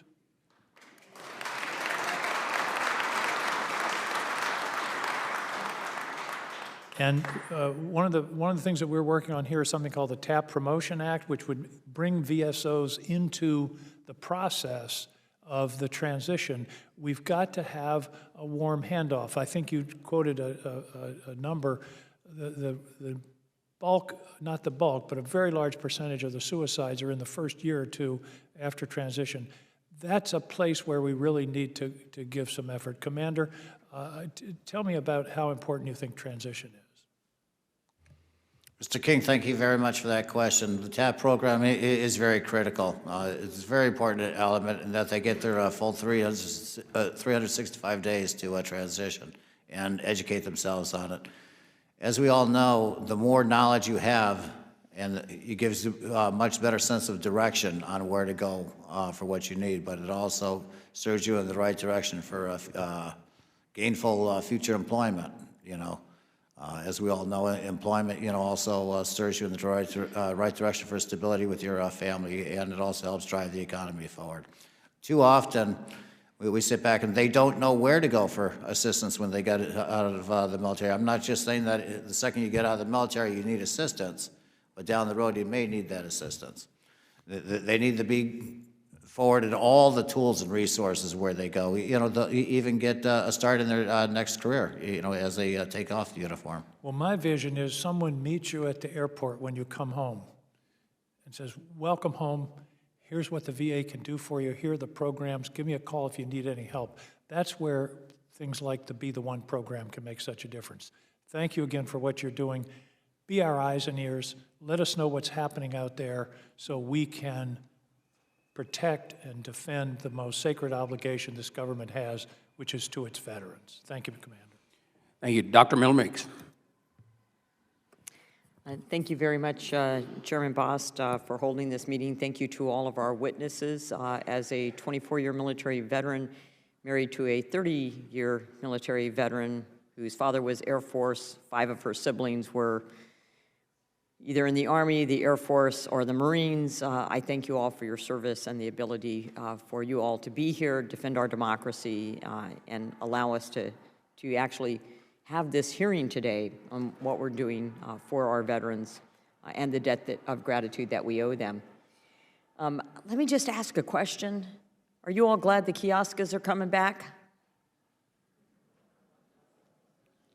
It's one of the times when, people in Washington, D.C. don't listen to their veterans, plan a program, and then find out that it backfires on them because what they thought was a good idea really wasn't a good idea for the population that we serve.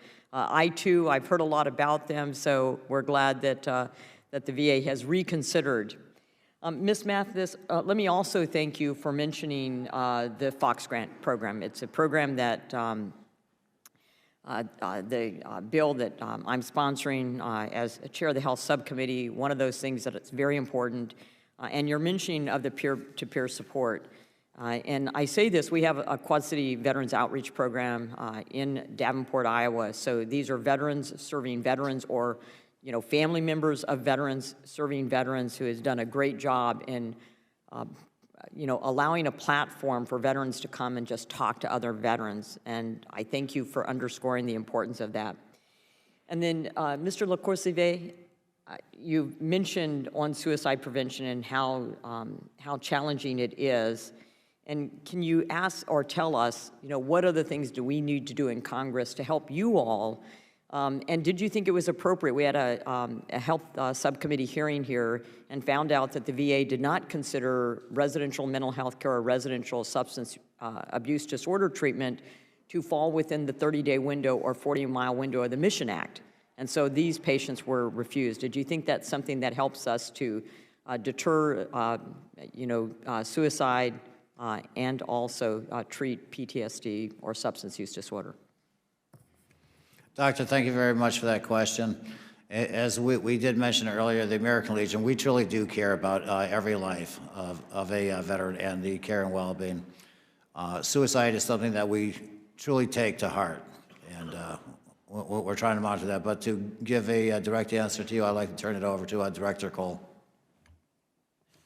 Well, thank you, Commander. I think in our testimony, and the American Legion's efforts in Be the One, there are several changes. I think the Fox Grant program is a great example of a program that gives resources to local and state-level organizations that may not be suicide prevention per se, but they help attack those upstream problems that financial assistance that I mentioned earlier.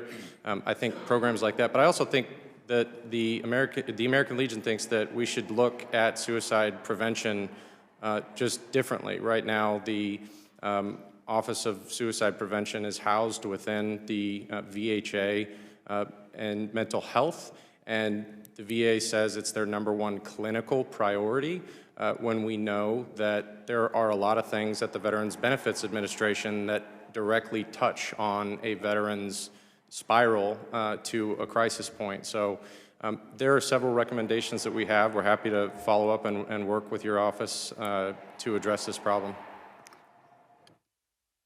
Thank you very much. I know my time's expired, but let me just say I thank all of the VSOs and all of you here for being our eyes and ears on the ground. And the number of lives you've saved from suicide among our veterans is uncounted and unknown. So thank you very much. I yield back. Thank you. Dr. Dechter? Thank you, Mr. Chairman, and to the ranking members for convening this important hearing. Thank you to our witnesses for being here and for continuing to advocate for our veterans. I echo my colleagues' words of how important it is right now in this moment that we hear from you.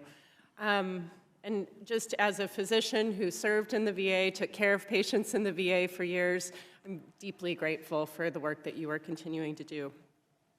Last Congress, thanks to your tireless advocacy, the Senator Elizabeth Dole 21st Century Veterans Healthcare and Benefits Improvement Act was passed, a major step forward on many fronts, including in tackling veteran homelessness. Over the past 15 years, federal investments have cut veteran homelessness in half, but our work clearly isn't done.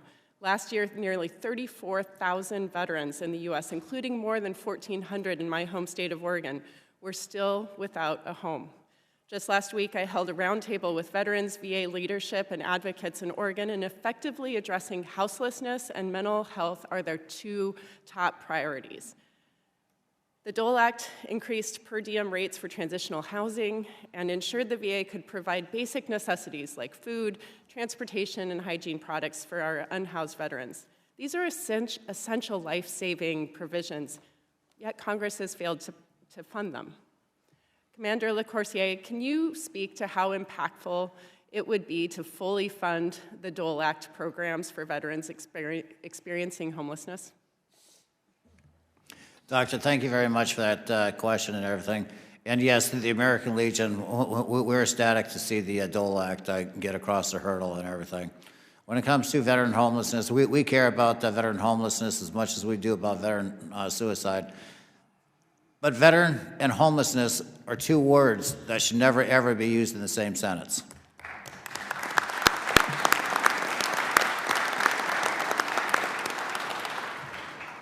You're talking about the troops that protected and served for this country.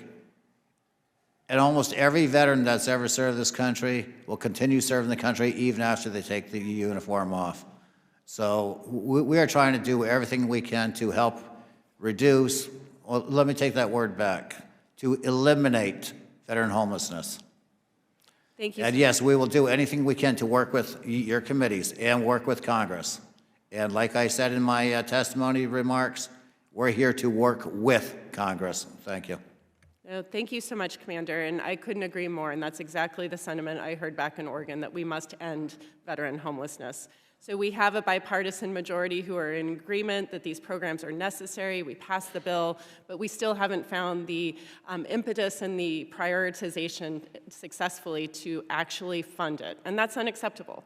We must agree that housing is a fundamental right. As you said, no veteran who has served this country should ever be at threat of being houseless.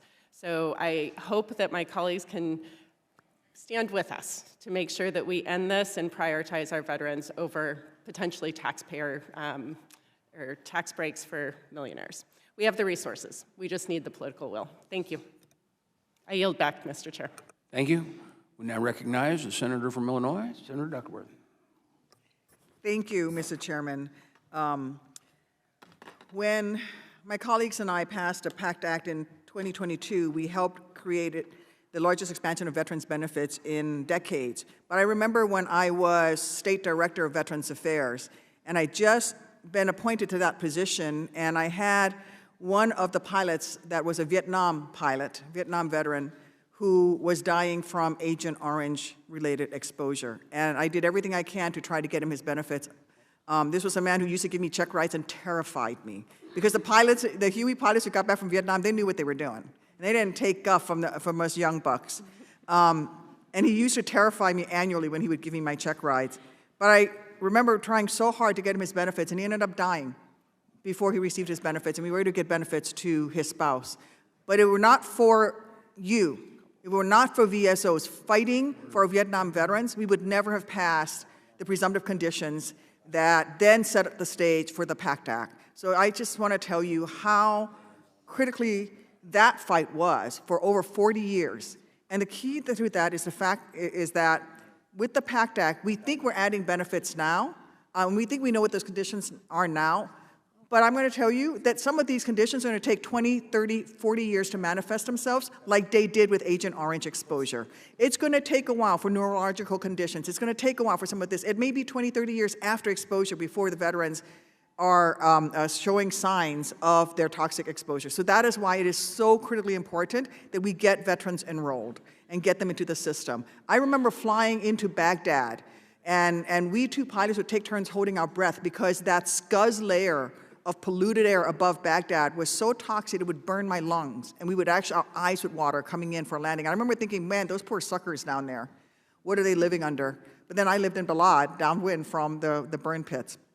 And so I'm here because you have always been at the forefront, forcing this nation to live up to our promises to veterans. But I will tell you that right now, President Trump and Elon Musk firing all of these Veterans Affairs employees is not helping the case. And I know the Secretary of Veterans Affairs came out and said that no vital employees were fired. I personally took care of 2 Veterans Crisis Hotline employees who were fired and worked hard to get them reinstated. They were fired on Valentine's Day. These are people who were answering the phones. And now I just heard another case yesterday of another crisis line employee who was fired. This was a supervisor, somebody who did a good job and was promoted to help train other crisis hotline employees. And because of that, they're probationary in that new position. So they were just fired. We cannot let that happen. Mr. LaCourciere, did I say that correctly, Mr. Commander, that's way better. Commander, in your assessment, how would the firing of so many employees from the VA affect your members? Senator Duckworth, thank you very much for that question and the details you just laid out before us. I would like to turn this over to our Director, Cole. Sure, of course. Thank you, Commander, and thank you, Senator. Good to see you again. Yes. I think there's been a lot happening recently, quickly. I think every few days we're learning about something new and trying to determine how it will potentially impact veterans and have any negative impact so that we can assist this committee and the VA in mitigating those impacts to veterans, specifically with the Veteran Crisis Line or other critical mission essential to make sure that veterans are getting the care they need when they need it. We were encouraged about the number of exemptions that the VA announced for the VHA, the VBA, and the Board of Veterans Appeals. We've also been told by career officials at the VA, not politicals, that they were happy with what they called a liberal exemption policy. And we will continue to work with you and Legionnaires on the ground to identify those potential impacts and bring them to you and the VA as soon as possible. I would appreciate that, and I would ask all of your members, if you know of cases, to bring them to me, because as I said, and I have personally been involved in at least 3, and I have the receipts because I have the letters that they received, and these were people answering the phones when a veteran calls. That crisis hotline has a 9-second response rate, and that is critically important. And Commander LaCourciere, what I actually say about homeless veterans is any time a veteran must lay down his head on the streets that he defended, we are all dishonored. Thank you for your sentiment. I yield back, Mr. Chairman.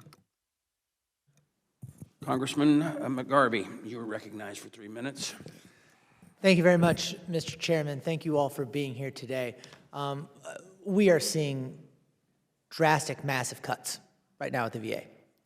1,400 people fired this week. The VFW has spoken out against it. Policymakers have spoken out against it. Our veterans are speaking out against it. Because of the feared impact it is having on the services we must be providing the men and women who served us. Just last night I had a telephone town hall, and a gentleman named Alan called in, served in the Army.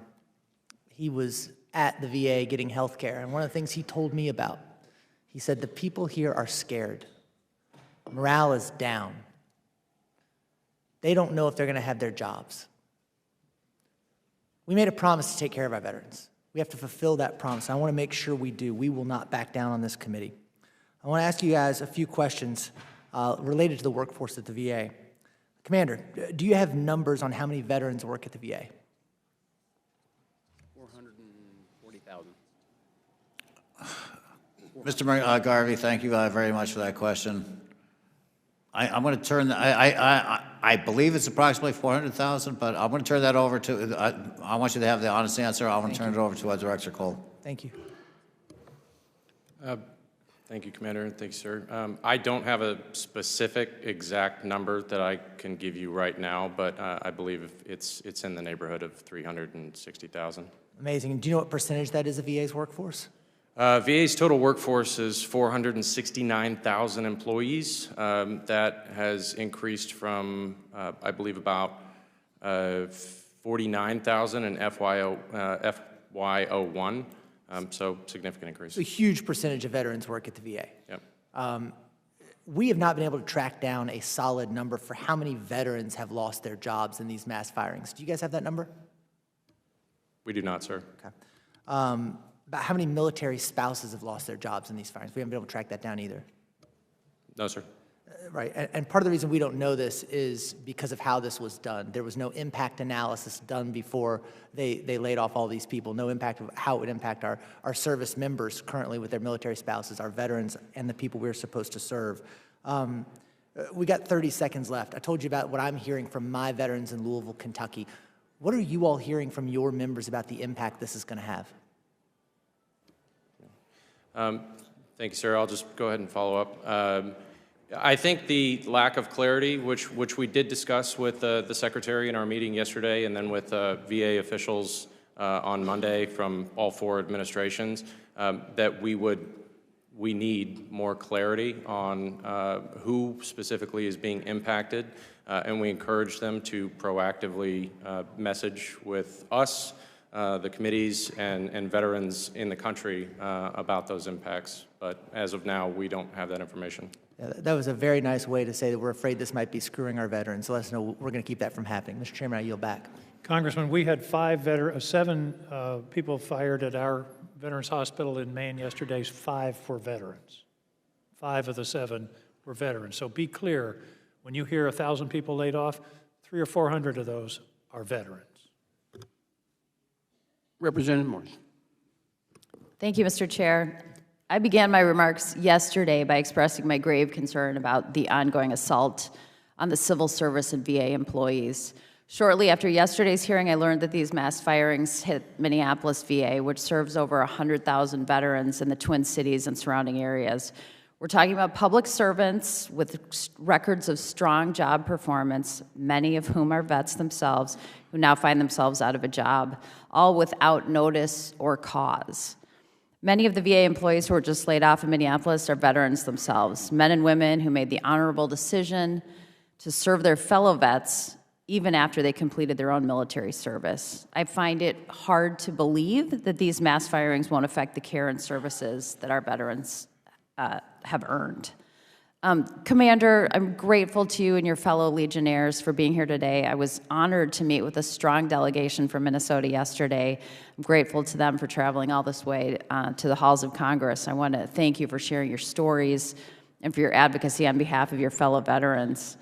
Last year, Hennepin County, which is Minnesota's largest county by population, achieved functional 0 status for veterans homelessness. I'm incredibly proud of my home community for making such significant strides.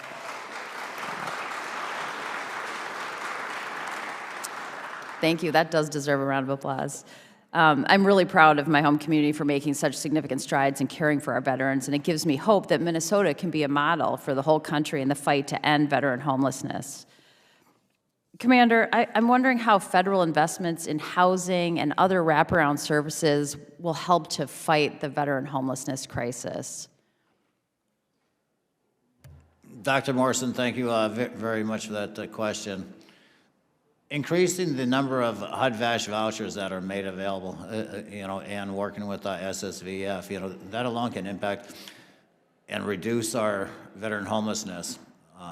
It'll also give them the peace of mind that the government is actually working with them. What I found, I'm going to share a personal, very quick, and I'll make it quick.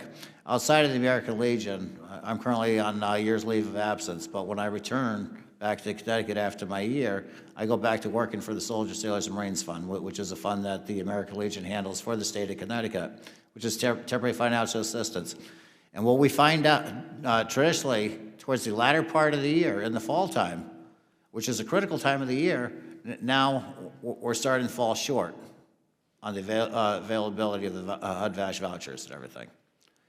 So, in my opinion, to answer your question directly, if there's a way we can increase, maybe based on veteran population, on the states and everything. Thank you, that's helpful. Just really quickly, I was excited to see in your testimony you made reference to the outstanding work happening at VA vet centers. As you know, they provide a variety of counseling and transitional services, but in a more relaxed, less clinical environment. There's a vet center in my district in Anoka, Minnesota, and I'm hopeful that we can expand these services across our entire state. Can you share just briefly your perspective about why vet centers' community-based approach to support services is so successful? Again, Dr. Morrison, thank you very much for that question. Right away, I'm going to turn that over to our Chairman of Veterans Employment and Education, Matt Jabot.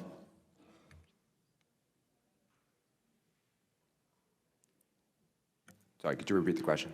Of course. Just how the importance of vet centers and why their community-based approach to support services is so successful. I'm sorry about that, Dr. Morrison, my mistake. I was looking at the wrong chairman. I'm going to turn that over to our chairman, Jay Bowen. Thank you, Commander. And thank you, ma'am, for the question. We do appreciate it. And as you stated, the vet centers are critical to veterans' care because they do operate in a more relaxed environment. And once you put the veteran in a relaxed environment, they're more apt and more likely to then open up and talk about the issues that they have. And once they talk about the issues and it gets out on the table, then we can identify a fix. Thank you so much. And before I finish, I just want to say, as the wife of an Army combat veteran and a proud American, I want to thank every one of you in this room for your service.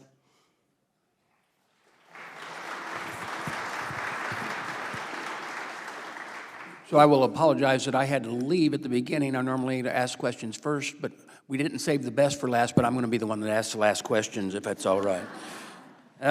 Commander, look, I'm very grateful for the American Legion's past support of my bill, H.R. 1041. Now, that's the Veterans Second Amendment Protection Act. Is the legislation something that the American Legion will continue to support? Chairman Bost, thank you very much for that question. The American Legion, we have and we always will stand by the Constitution of the United States of America. Thank you, that. Raw. So one other bill I've got out there is H.R. 740, the Veterans Access Act of 2025, which expands access to community care. Can you explain why the veterans need access to community care? Chairman Bost, I'm going to turn that question over to Director Cole. Thank you, Commander. Thank you, Mr. Chairman. I think over the years since the Phoenix waitlist scandal in 2014 and then the passage of the Veterans Choice Act and the passage of the Mission Act, community care has expanded because more veterans have become eligible under the regulatory guidance to be able to get an appointment within a certain time or distance. In a lot of areas, the VA is unable to provide that care in-house. We have seen credible evidence of VA administrators at the VISN and the VAMC level basically disregard some of those access standards and canceling appointments or canceling existing referrals, shortening the timeline of authorization. So the Access Act, the codification of access standards would take the VA's ability to do that out if the veteran and their provider decide it is in their best medical interest to go seek care in the community.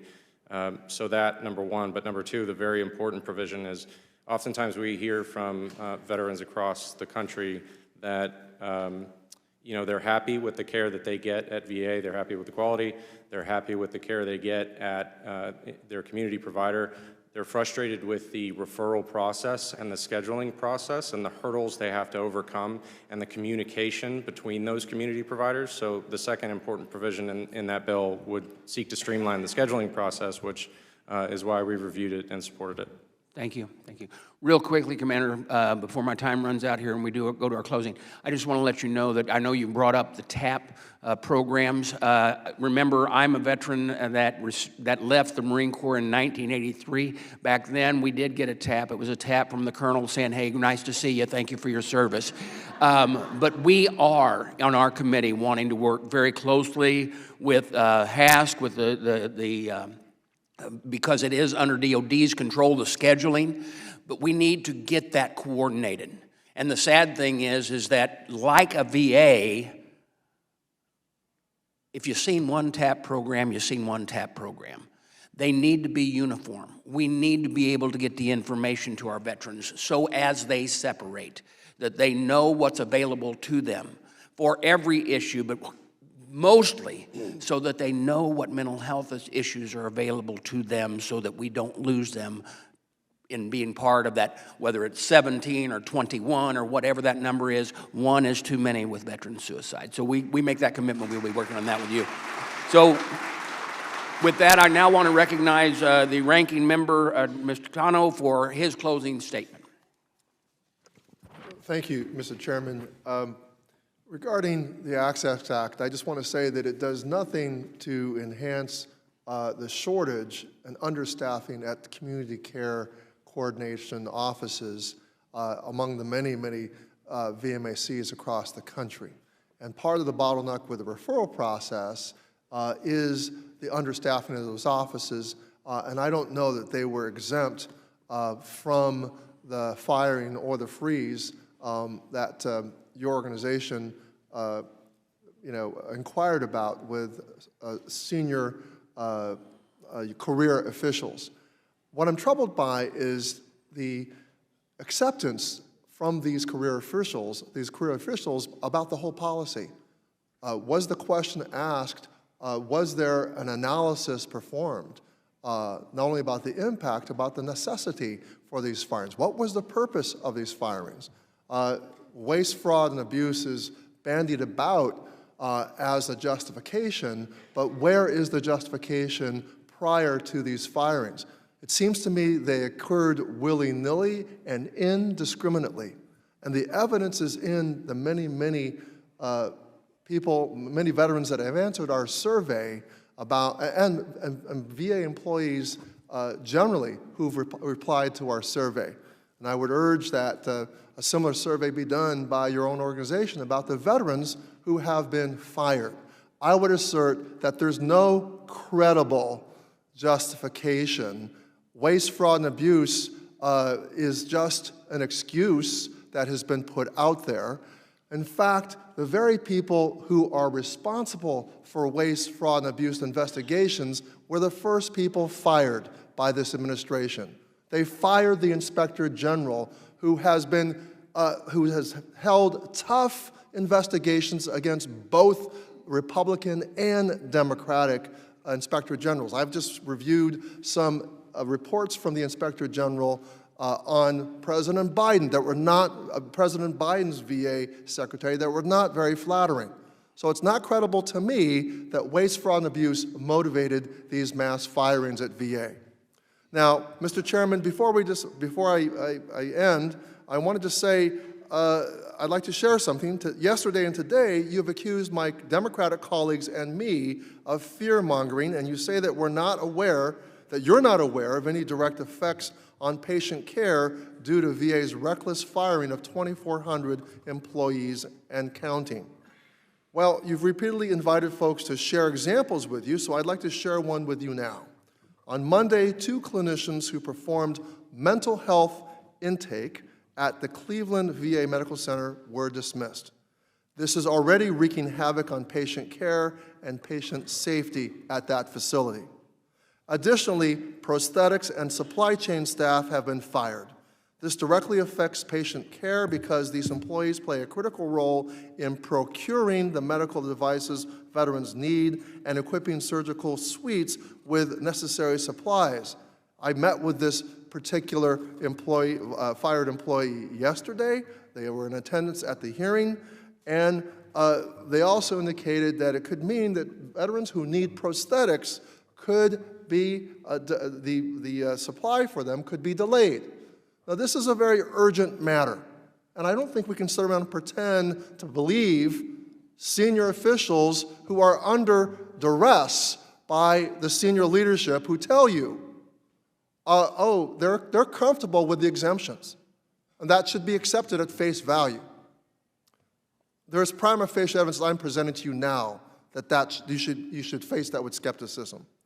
I will not stop talking about these mass firings until I get answers. And so far there are no answers. And everything that Senator Tillis brought up, the information is not forthcoming. It is not forthcoming. Mr. Chairman, will you commit to VA, to us, that we get from VA the details of these firings to ensure, as you have repeatedly claimed, that these firings will not affect patient care? Because my staff and I are already hearing about such instances, and I hope that we'll have a hearing about these firings specifically. We will take it under advisement. I don't hear a commitment.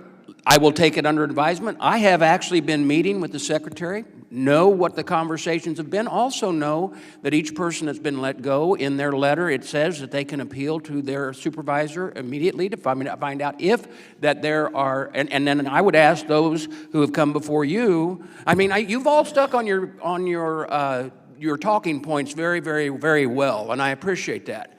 But that being said, to say there's not waste, fraud, and abuse I don't do in the talking points, agency- Mr. Chairman. That's an insult. Well, I I apologize if you feel it is an insult, Senator, because I'm going to tell you something. I've listened to it over and over again. We're 1 month into this administration. That was sent a clear message to try to cure the problems that exist in government today. Even the former administration admitted that they overhired after COVID. Now we need to make sure that we are streamlining, doing the job that is necessary, and we do have the commitment from the Secretary that no one's services are going to be lost. You as a VSOs, please come forward to me and tell me if those are done. You obviously mentioned that you met with the Secretary yesterday. As this goes on, we are 1 month into this. I appreciate that you have an opportunity to argue the political point. I am telling you that I will stand for veterans like I always have. I will continue to stand for veterans. I've always stood for veterans. I do not hear you. I do not hear you. And I have just told you we will take it under advisement, Mr. We'll take it under Ranking advisement. Member. We do not hold a hearing on 14,000, 2,400 people We are who were 1 fired. month into this, and I don't know which things to admit to because as of yet, we're still studying it ourselves. And so with that, I will tell you that I will take it under advisement, and my position as chair, I will do that.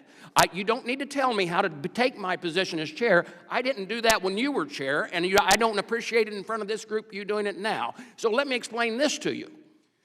It is amazing to me that during this time, you're bringing up this, but when we had sexual situations occurring in our VA where they were running a sex room, you said nothing about firing those. When we had superintendent, when we had, no, when we, no, I'm going now. Chairman, Thank you. you held a hearing. I advised you to allow the internal investigations to proceed with the internal, with the Inspector We have General. one other that we had a hearing on. I did not And you did not bring up. I did not subpoena one single official when I was chairman, when President Trump was president. You issued several subpoenas. You're doggone right I did because the people need to know. Well, I think the people need to understand and why this 24 administration, individuals were fired, 24,000 people were fired. And this administration has been answering those questions. They have not provided a single bit of information about why they were fired, has been, and why the justification. And when you put up the letter yesterday, you put half the letter up. You did not put the opportunity for the employee to do the appeals process. So I understand that you're concerned. I'm glad that you've got the platform. You're doing a great job of grabbing hold of that platform. My job is to make sure our veterans are taken care of, as it is yours. And we're going to do that. Well, please hold a hearing. That's all I'm asking to do. I understand that. With that, welcome to the VA committee that's so bipartisan. Look, I want to thank the American Legion and all the witnesses for being here today. We share your values, and I want to thank the audience members for coming in from every corner of this United States to be here today. Let me tell you, for purposes, when this panel's excused, if you would, because we know this room so well, all right, if you could go out that door while we're bringing the new panel in, because it just kind of helps the flow. Commander, I do want to say thank you. I do want to say thank you to each one of you and all my other, thank you, Legionnaires, and I thank you that I'm part of your organization. It's been a pleasure to serve you, and we'll be continuing to serve you, and we will work through any of the issues as they come forward. Thank you so much. You're excused.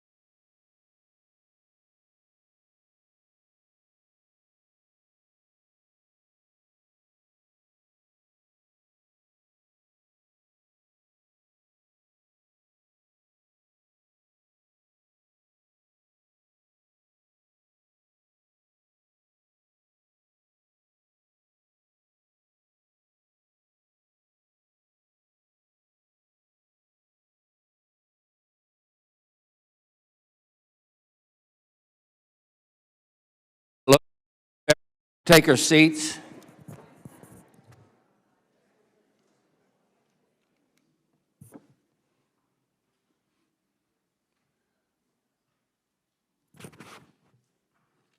We'd like to welcome the second panel and thank you for being here. We have a lot of important organizations to hear from on this panel, so let's get right to it. Today we're joined by Major Gary Ginsberg of the Jewish War Veterans, Lindsay Church of the Minority Veterans of America, Mr. Michael McLaughlin of the National Association of County Veteran Service Officers, Commander Renee Campos of the Military Officers Association of America, Mr. Timothy Shepard of the National Association of the State Directors of Veterans Affairs, Mr. Raymond Tennyson of Daniello Institute for the Veterans Military Families, Syracuse University, and Lieutenant General Walter Piat of Wounded Warrior Project. Again, welcome to all of you, and also to the members of the audience. So let's get started. Sergeant Major Ginsberg, you're now recognized for 5 minutes for your opening statement. Thank you, Mr. Chairman. Chairman Moran, Chairman Bost, ranking members Blumenthal and Takano, members of the House and Senate Committee on Veteran Affairs, and my fellow veterans, ladies and gentlemen. I'm Gary Ginsberg, United States Army Reserve Command Sergeant Major, and the 93rd National Commander of the Jewish War Veterans of the United States. Our mission is clear: to support America's 17 million veterans and family members, regardless of race, religion, or gender. We have a Jewish War Veterans organization because, quite frankly, we might be the only veterans organization whose loyalty to this country is sometimes questioned. We remain opposed to hatred, bigotry, and anti-Semitism wherever the source, whomever the target. Our leadership was pleased to meet with the chairman last year, and some issues are still being addressed. We urged the committee to help slay the dragon of hatred, bigotry, and anti-Semitism with executive branch oversight, with a little bit of education, training, and prevention. Recently, I've become aware of another issue affecting veterans. The JWV is concerned about food insecurity amongst American veterans. Research shows that about 8% of our veterans right now, over 1 million persons, are food insecure. We urge Congress to look at this and exercise appropriate oversight. We also recognize that right now veterans are facing challenges with employment this year. Veterans are an asset to our nation and serve in many capacities, often inspiring the next generation of young men and women to step forward and wear the cloth of our nation. We are concerned about some of the cutbacks in staffing, although we know it's still early in the administration. We think that some of this is very hasty. We think that cutbacks should be more precise, and quite frankly, maybe the train needs to slow down just a little bit. We encourage, again, congressional oversight with respect to this situation, because veterans are about 30% of the VA, and some of the veterans are being affected with the staffing cutbacks. The JWV, the Jewish War Veterans, we have long supported the Major Richard Starr Act, and we urge swift passage because now is the time. Now is the time to address the unfair pay offset facing almost 45,000 combat injured veterans to receive their appropriate DoD retirement pay and VA disability compensation. We also are concerned about veteran suicide in the current trends. We know about 20 or 22 veterans a day commit suicide, but in fact, veterans are roughly 6% of our nation. They comprise approximately 15% of the suicide cases in recent years. Recently, we have learned about a new bill introduced into the current session of the House, H.R. 439. While we are still reviewing the details, it is entitled the Veteran Foreign Medical Coverage Equality Act of 2025. The JWV, the Jewish War Veterans, urges the committee to review this legislation quickly and take appropriate action concerning our service-connected disability veterans who reside overseas. We probably have American citizens who reside in virtually 24 time zones around the world, and I know we have many veterans that reside overseas. We have some of our own members, for example, that reside in Israel, and we want to see them receive the appropriate support as they've served honorably in defense of this nation. The JWV is also concerned about women veterans and some of the unique situations there. They're the fastest growing group of veterans in the VA system.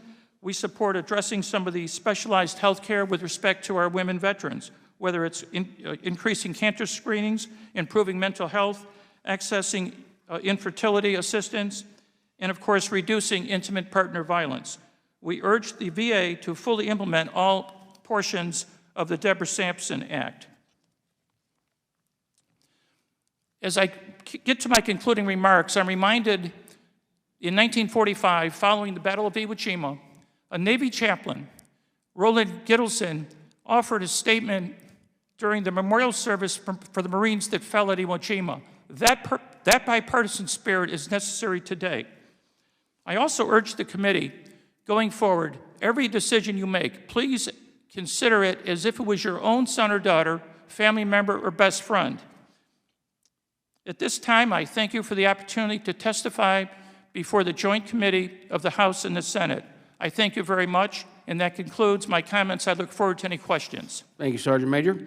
I would now like to recognize Lindsay Church for her 5 minutes for opening statement.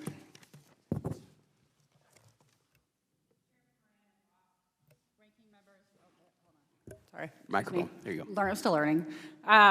Chairman Moran and Bost, ranking members Blumenthal and Takano, and members of the committees. I sit before you today as the voice of millions. Millions of veterans who have served this country with honor, only to be met with indifference, discrimination, and systemic barriers when they hung up their uniforms. Veterans who, despite their sacrifice, find themselves battling for the most basic of rights.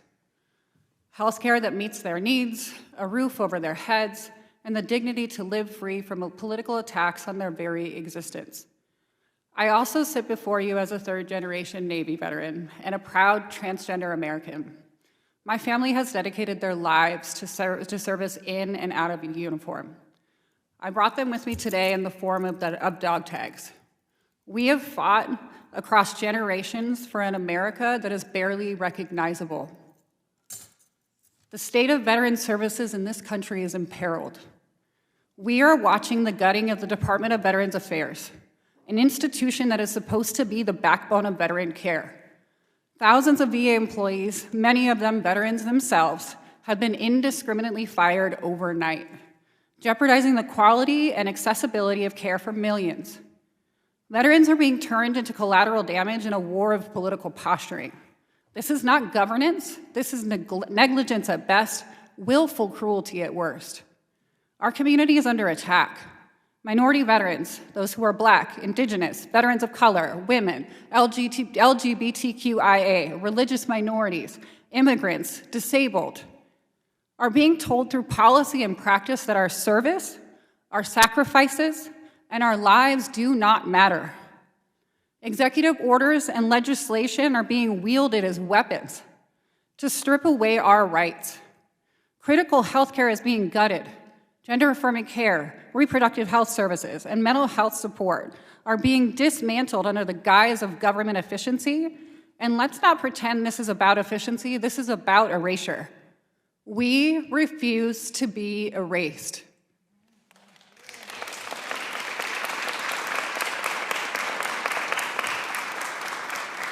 Minority veterans have fought and sacrificed for this country, often serving in times when we were denied full rights and recognition. It is our nation's duty to uphold their rights and ensure we have access to health care, benefits, housing, employment opportunities, and protections against discrimination. Gutting the very institutions designed to support veterans will only widen existing disparities and push more people into crisis. So, today I ask the committee, will you continue to allow veterans to be used as pawns in a game we never signed up to play? Or will you fight for us the way we fought for this country? We are not here to beg. We're here because the stakes are life and death. We're calling on Congress to act, boldly and decisively. Reinstate VA staff and protect its workforce. Stop the rollback of critical healthcare services. Ensure that every veteran, regardless of their identity, has a safe place to call home. Fund programs that actually prevent suicide, rather than just offering lip service while cutting the very services that save our lives. All veterans swore an oath to the Constitution of this great nation, and in return, this nation made a promise to its veterans. That promise doesn't come with an asterisk. It does not come with conditions, and it does not disappear when it becomes inconvenient. We're here to make sure you keep it. Thank you. Thank you.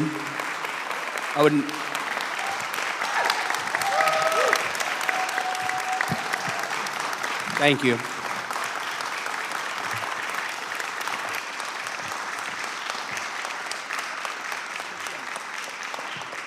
Would now like to recognize Mr. McLaughlin for 5 minutes for your opening statement. Thank you. Chairman Bost, Moran, Ranking Members Takano and Blumenthal, and distinguished members of the committee. On behalf of the National Association of County Veteran Service Officers, or NACVSO, I extend our deepest gratitude for the opportunity to address this session. As you are aware, NACVSO is a unique organization in that all of our leadership work as accredited VA representatives, advocating for veterans and their dependents in their local communities. We comprise the VA's biggest local partner resource as governmental veteran service officers, or GVSOs, that helps ensure, as a nation, we continue to care for those who have served. We understand the veterans' experience, as well as how to better support the VA. Furthermore, our members are often the first point of contact for your very own congressional offices as you assist your veteran constituents. It is through this lens that I offer this testimony in hopes that together we may better support our nation's veterans.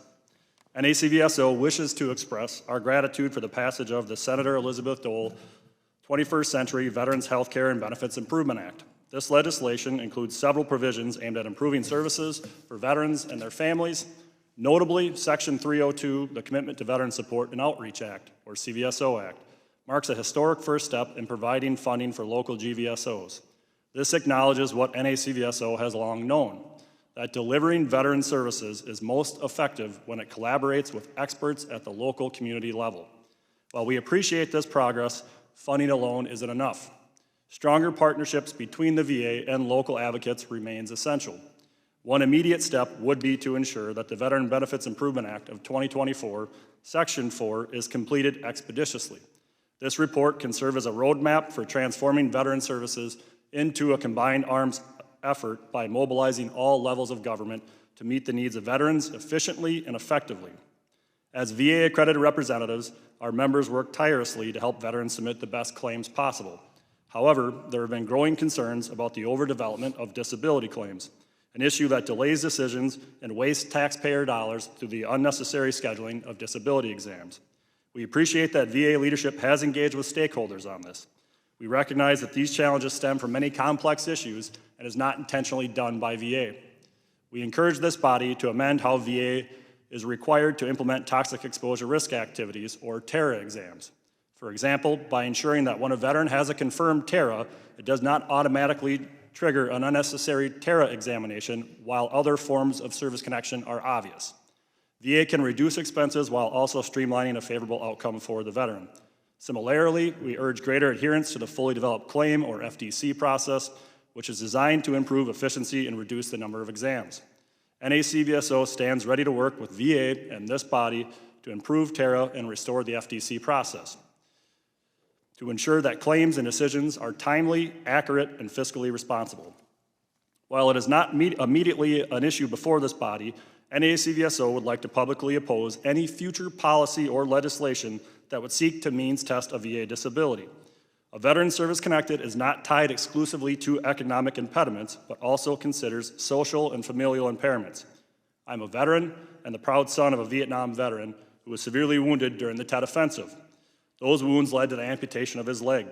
With prosthetics provided by the VA, my father was able to find and secure employment, all while waging daily battles to prepare himself physically and mentally for work each day. An economic means test would have penalized him for his decision to seek employment. My father and many other veterans paid the price for their country every day, and this price continues. What cost can we assign to my father's inability to teach his daughter how to swim or ride a bike? Can we name the price for his 6-year-old son, knowing what phantom pains are for a leg that no longer exists? In addition to incentivizing veterans to seek vocational rehabilitation, any policy intending to means test these disabilities disregards the true price that veterans and their families have paid, a price they will pay for the rest of their lives. Such means testing would break our country's sacred promise and shatter President Lincoln's commitment to care for him who shall have borne the battle, his widow, or his orphan, which is why NACVSO stands firmly against any such future proposals. Lastly, NACVSO asks this body to continue to working alongside VA to prevent and hold accountable claims consultants who continue for-profit representation of initial VA claims. We believe that no person who has taken the oath of service to this country should ever have to leverage their earned benefits to simply gain access to those benefits.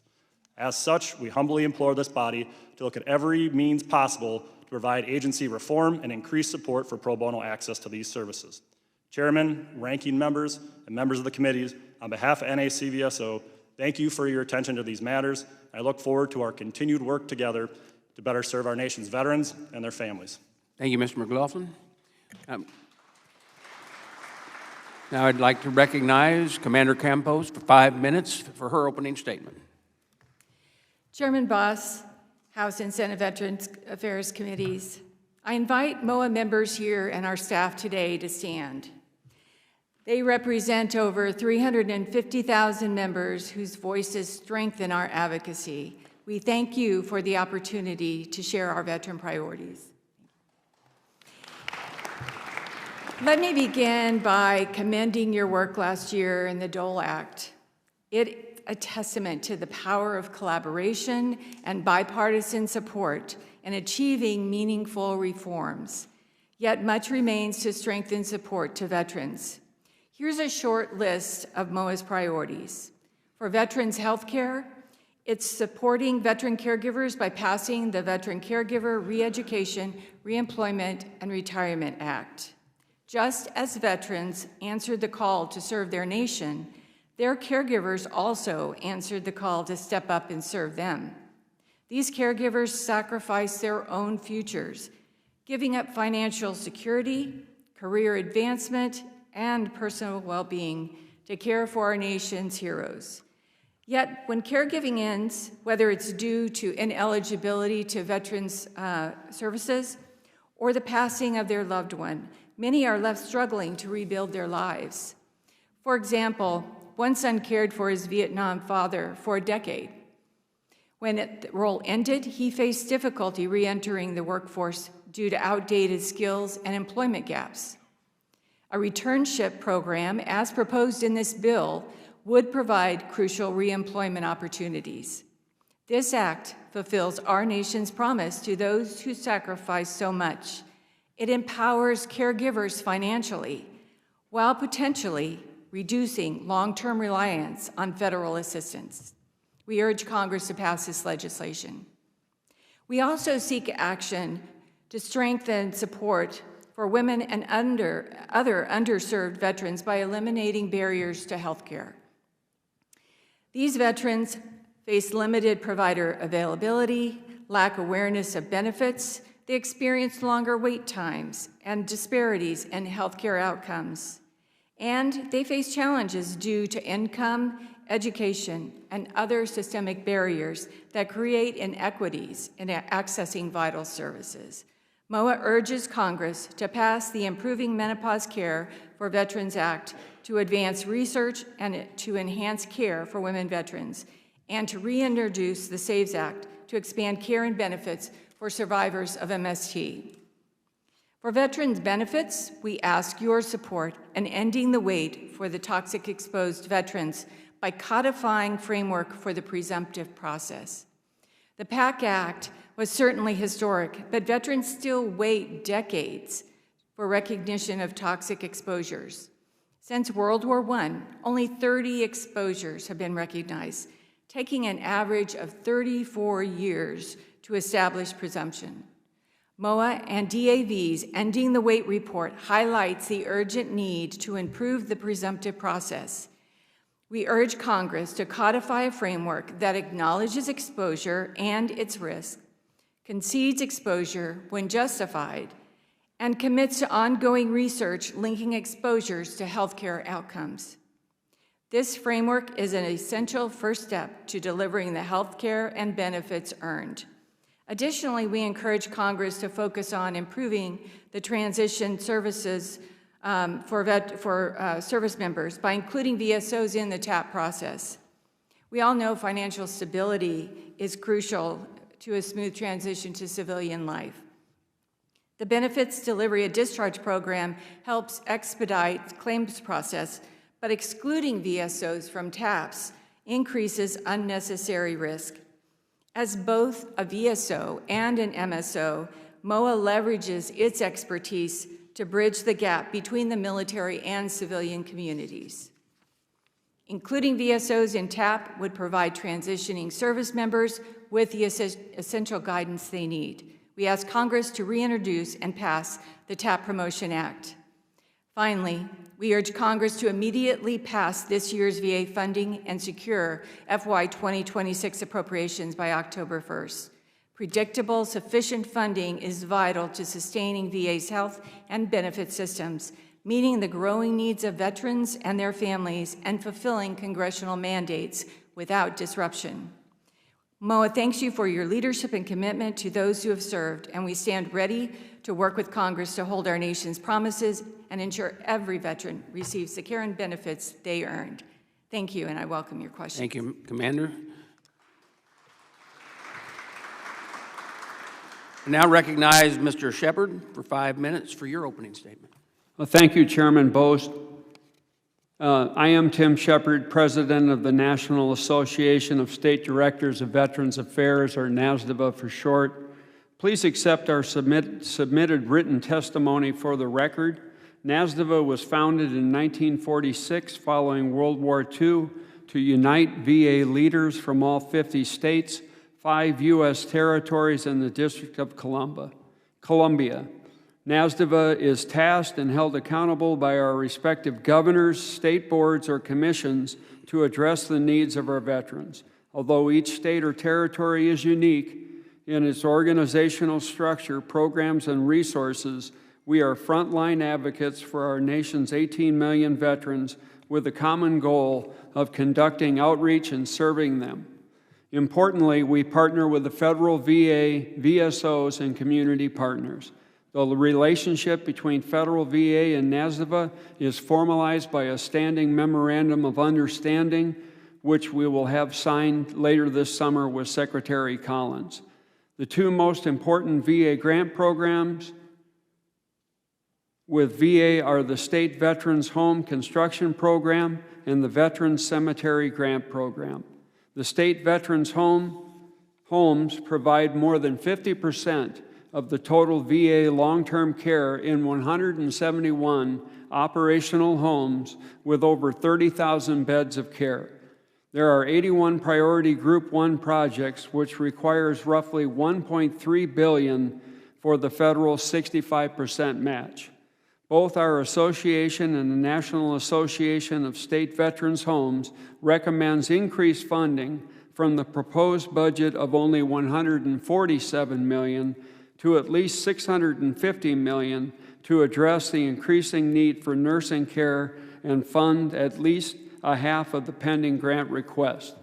Additionally, the operational costs warrant an increase in per diem rates to enhance the quality of care in the face of chronic shortages of healthcare professionals, rising costs of medications, and the increase in the complexity of care for the aging veterans population. For Memorial Affairs, the Veterans Cemetery Grant Program provided roughly 43,000 interments in 2024, which is roughly 24% of the total number of burials by NCA and grant cemeteries. There are 122 state, tribal, and 3 territory grant-funded cemeteries that support VA's goal that 95% of veterans have a burial option within a 75-mile radius of their home county.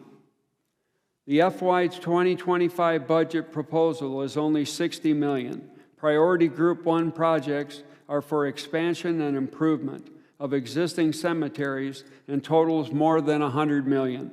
The funding is insufficient to award grants for new state or tribal cemeteries. The program needs an increase to at least $120 million to address Priority Group 2 establishments. For the 9 million veterans receiving VA health care, we recommend continued emphasis by VA to ensure veterans are provided timely access. We recommend the external provider scheduling program be expanded nationally to include direct care availability, which gives the veterans a comparison between VA and community providers. The focus should be on the veterans' medical needs, whether in-house, VA, or by community care, which in essence is VA care. The scheduling of appointments needs improvement, and reimbursements to providers should be prompt. The coordination of available care is the key. We support Congress's oversight to hold VA accountable for the rollout of the electronic health record system modernization. It's a complex software, but it's taking too long to deploy. VA needs to address both current system challenges highlighted by users and future IT issues. VA should continue to conduct operational assessment and have a strategic roadmap for completion. In conclusion, I want to reemphasize again that we are government-to-government partners with the federal VA, and we are second only to them in the direct delivery of services. Distinguished committee members, we sincerely respect and appreciate your work to improve the well-being of our nation's veterans. It is our honor for us to be part of the mission. Thank you, and hooah. Hoorah. You Army guys, Marines, we just do different. Mr. Tennyson, you are recognized for 5 minutes for your opening statement. Thank you. Chairman Moran and Bost, ranking members Blumenthal and Takano, and members of the committees, I'd like to thank you for the opportunity to present the 2025 policy priorities of the Daniello Institute for Veterans and Military Families at Syracuse University. Our nation's all-volunteer force relies on our shared commitment to ensure that veterans and their families not only survive, but truly thrive after service. To achieve this, we must address the complex challenges they face with proactive interventions, strong public-private partnerships, and rigorous evaluation. Most critical, the VA's recent National Veteran Suicide Prevention Annual Report confirms that the rate of death by suicide remains unacceptably high. We know that health, economic, and housing challenges rarely occur in isolation. Instead, each additional stressor compounds the risk of suicidal ideation. Over the past decade, initiatives like our America Serves program have been vital. Data shows that nearly 70% of veterans supported through America Serves are also enrolled in VA healthcare, a clear sign that when communities and the VA work in tandem, they can address stressors more effectively and reach veterans who might otherwise be overlooked. Equally important is the role of programs like the Staff Sergeant Parker Gordon Fox Suicide Prevention Grant. As this program comes up for reauthorization, we value your commitment to enhancing it with improvements drawn from both grantee and advocate feedback. Such enhancements will empower communities to act decisively before it's too late. Additionally, these comprehensive mental health interventions demand stronger accountability, and we urge Congress to establish enhanced standards for data collection and evaluation across the VA and its community partnerships. By setting clear, outcome-driven benchmarks, we can ensure that every dollar is spent where it will have the greatest impact. Transitioning from military service presents its own unique set of challenges. Data shows us that although most veterans pursue employment after service, including those furthering their education, 62% remain underemployed 6.5 years after leaving the military. Meanwhile, the federal government spends over $13 billion annually on transition programs, primarily focused on education, spread across 46 federal programs managed by 11 different agencies. A recent RAND report found that few of these programs have undergone rigorous independent evaluation, with 27 of the programs releasing no performance data at all. In contrast, nonprofit initiatives can deliver and show significant results. Our Onward to Opportunity program provides skills training and credentialing to over 10,000 transitioning service members, veterans, and military spouses each year. As the only program evaluated by a third party, O2O stands as evidence that community-led efforts can often operate more efficiently than their government counterparts. We encourage Congress to allocate additional resources to nonprofits that demonstrate measurable positive outcomes and to require evaluation of federal programs. Data from the Veterans Metrics Initiative, a comprehensive longitudinal study of post-9/11 veterans by Penn State University, could be an instrumental guide in these much-needed reforms. Navigation of services remains a critical challenge. Findings from our latest Blue Star Families Lifestyle Survey reveals that 36% of veteran spouses access transition resources through TAP. This underscores the need for formal channels to complement informal networks, especially for spouses who often manage household finances and family goals. Legislative measures should simplify resource navigation, shifting our focus from reactionary fixes to long-term economic and career preparation that prevents crises and secures lasting stability. Our veterans bring tremendous value to industries central to America's prosperity. For instance, memory chip giant Micron Technology is investing in a military talent pipeline through our O2O program to help staff what will be one of the largest semiconductor manufacturing facilities in the country. All of this shows that targeted initiatives can bridge the gap to high-tech careers and bolster our nation's energy and technology infrastructure. In closing, ensuring that our veterans and their families thrive is essential to the strength of our all-volunteer force. This mission demands a coordinated, whole-of-nation approach, one that cuts through bureaucratic hurdles, forges robust partnerships, and is driven by clear, data-backed results. The Daniello Institute remains steadfast in its commitment to rigorous research and proven programs so that every veteran receives the support they deserve. Thank you, and I look forward to your questions. Thank you very much. General Piet, you are recognized for 5 minutes. Chairman Bost and Moran, ranking members Takano and Blumenthal, and distinguished committee members, thank you for today's hearing and for the honor to join you on behalf of Wounded Warrior Project and the warriors and families we serve. Over 20 years ago, when the first wounded service members returned from the battlefields, our organization made a promise to be there for these warriors no matter what. That promise is our why.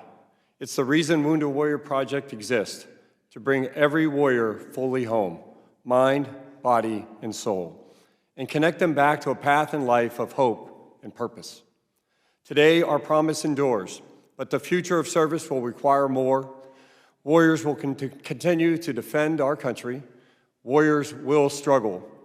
More will be asked of our grateful nation. More will be asked from all of us. No matter what is required, we must keep this promise.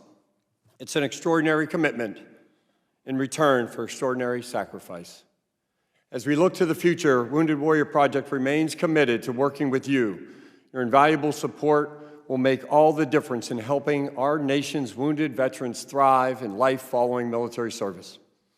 Next week, 100 warriors from Wounded Warrior Project will be coming to Washington, D.C. to visit all of you.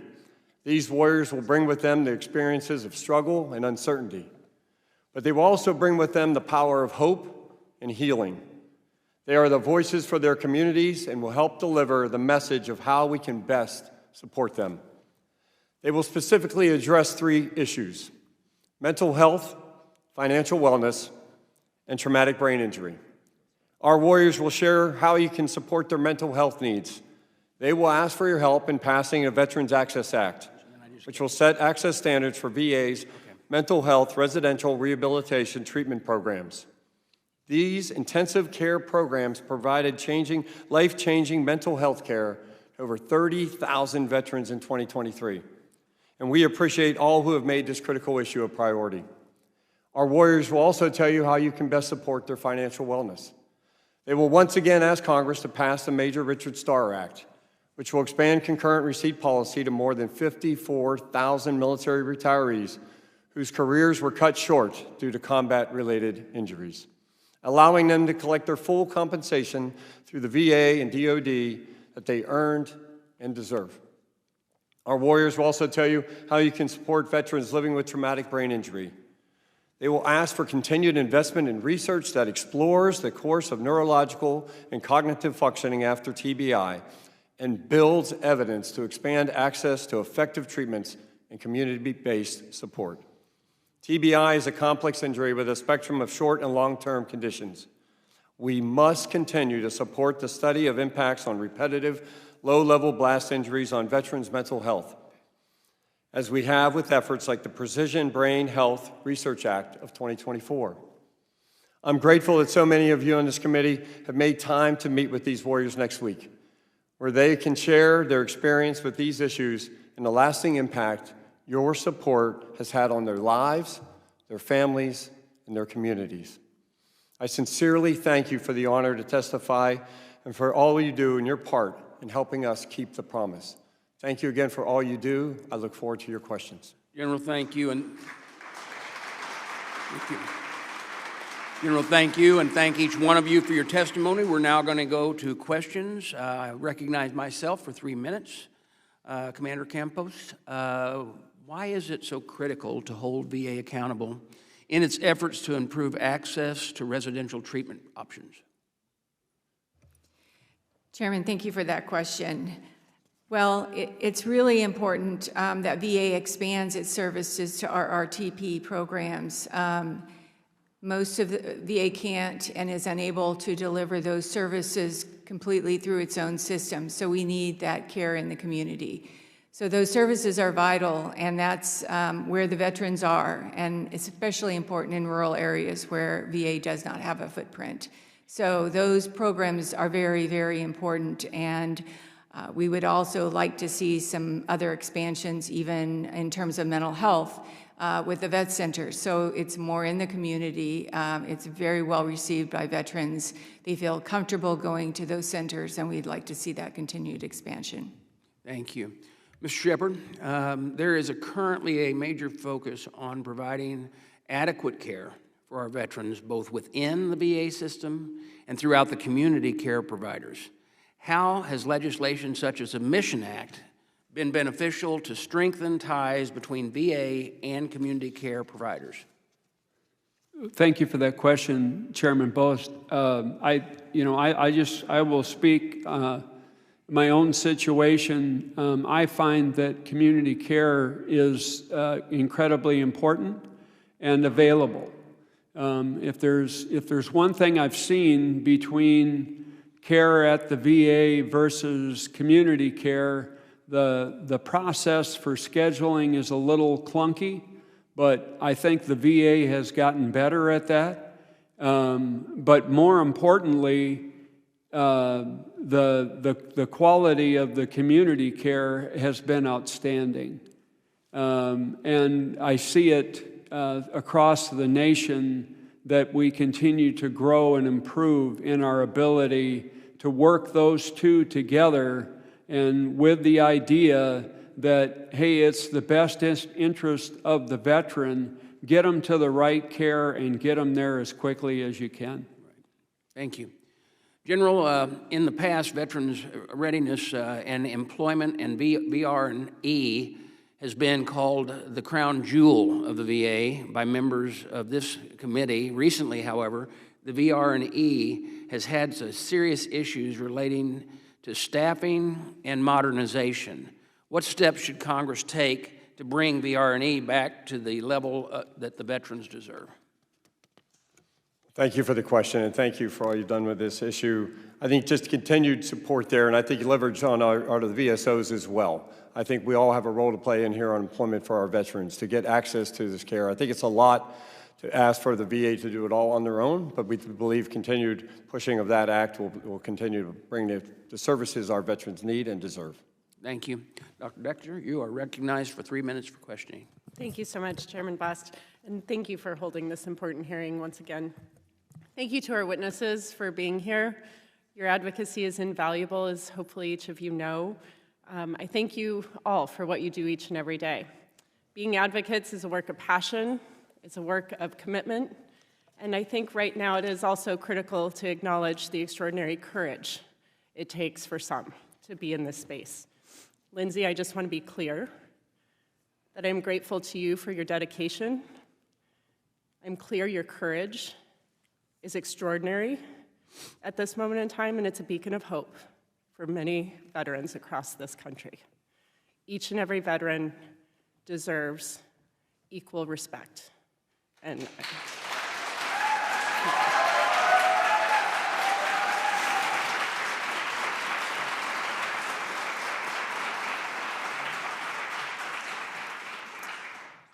I hope all advocates will agree that every veteran earns that respect and will stand with you at this time. When I speak with veterans, veteran service providers, and VSOs in my district, one priority comes up time again and again: preventing veteran suicide. And the reality is stark.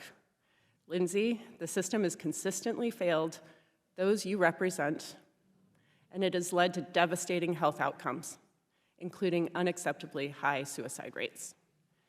Lindsay, can you share how the Trump administration's recent executive orders and mass firings have impacted the mental health resources available to your members? Thank you. You're going to make me cry. Thank you for your remarks and for the question. Providers who serve trans patients are deeply uncertain about what they can do, how they're expected to treat us, and how they're going to be forced to discuss our care. My providers are unclear if they can even use the appropriate pronouns to address me. Non-consensually, transgender veterans have had their birth sex returned to their records, meaning that my birth sex has been revealed to everybody, including a dental scheduler. My gender identity is a deeply personal part of my identity and is a part of my health. It's a part of my health profile. Transgender veterans are making impossible decisions about whether or not to continue to use care at VA. My own provider can't even guarantee that I can be safe to continue to use care. I have to seek care outside of VA because I don't trust that I'm going to be safe from Doge data collection. I had my gender identity removed from my records because the libs of TikTok flagged it for Doge and the Secretary of VA, and the next day it was gone. It's unacceptable. We already had a transgender veteran die by suicide on January 27th in Syracuse, New York, in a parking lot, like most of our veteran suicide, draped in a trans pride flag. We are dying, and we're gonna keep dying because the government is trying to erase us. We won't be erased, but we will suffer unnecessarily, and our providers have no idea what's going to be inbound. It's not only unethical, it's also a First Amendment violation. Telling people that they have to misgender us is unethical. It's against their code. As a doctor, you know this. It's unacceptable and it's inhumane. We're people trying to get access to care. We deserve it. We shouldn't have to beg and grovel to be treated as a regular person. We die by suicide at a higher rate than anybody at this table. Why are we being eradicated? Thank you. Oh, thank you.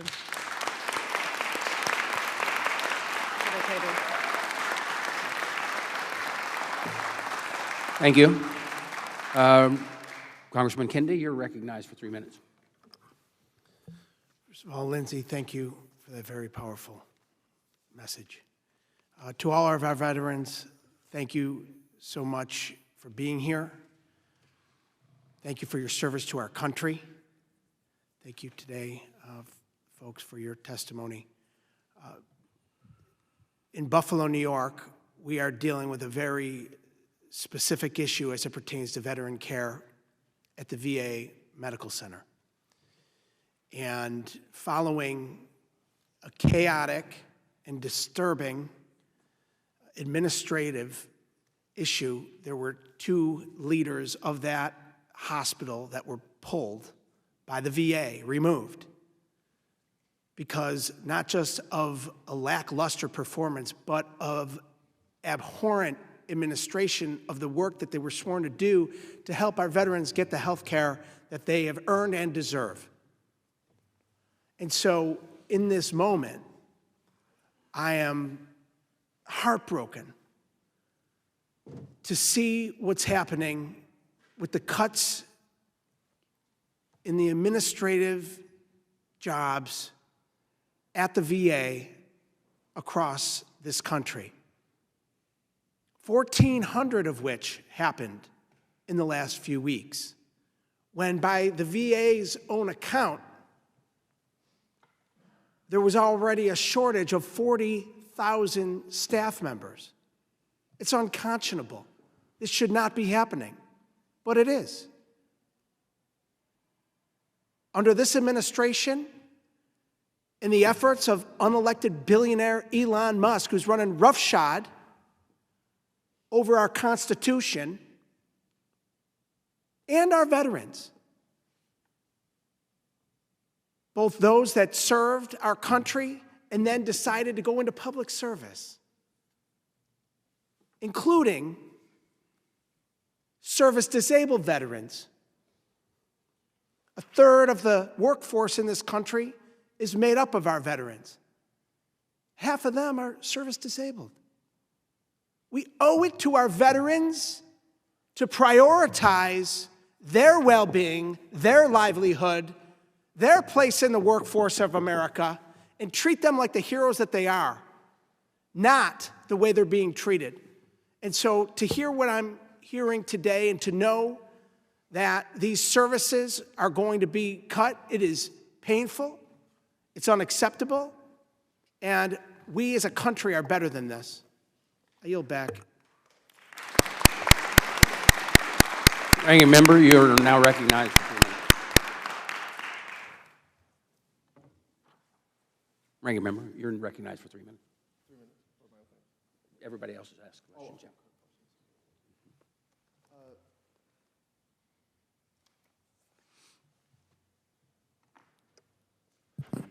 So my first question is for Mr. Laughlin of the NACVSO. Mr. Laughlin, I want to thank you and your colleagues for the important work you do in connecting veterans with VA and their earned health care and benefits. It's crucial work. I read in your testimony about the importance of strengthening partnerships between VA and advocates such as yourself. What is needed to achieve these strong relationships, and how can Congress help you? Thank you for that question, Ranking Member Takano. One of the big things that we're asking for is increased collaboration and communication between all levels of government.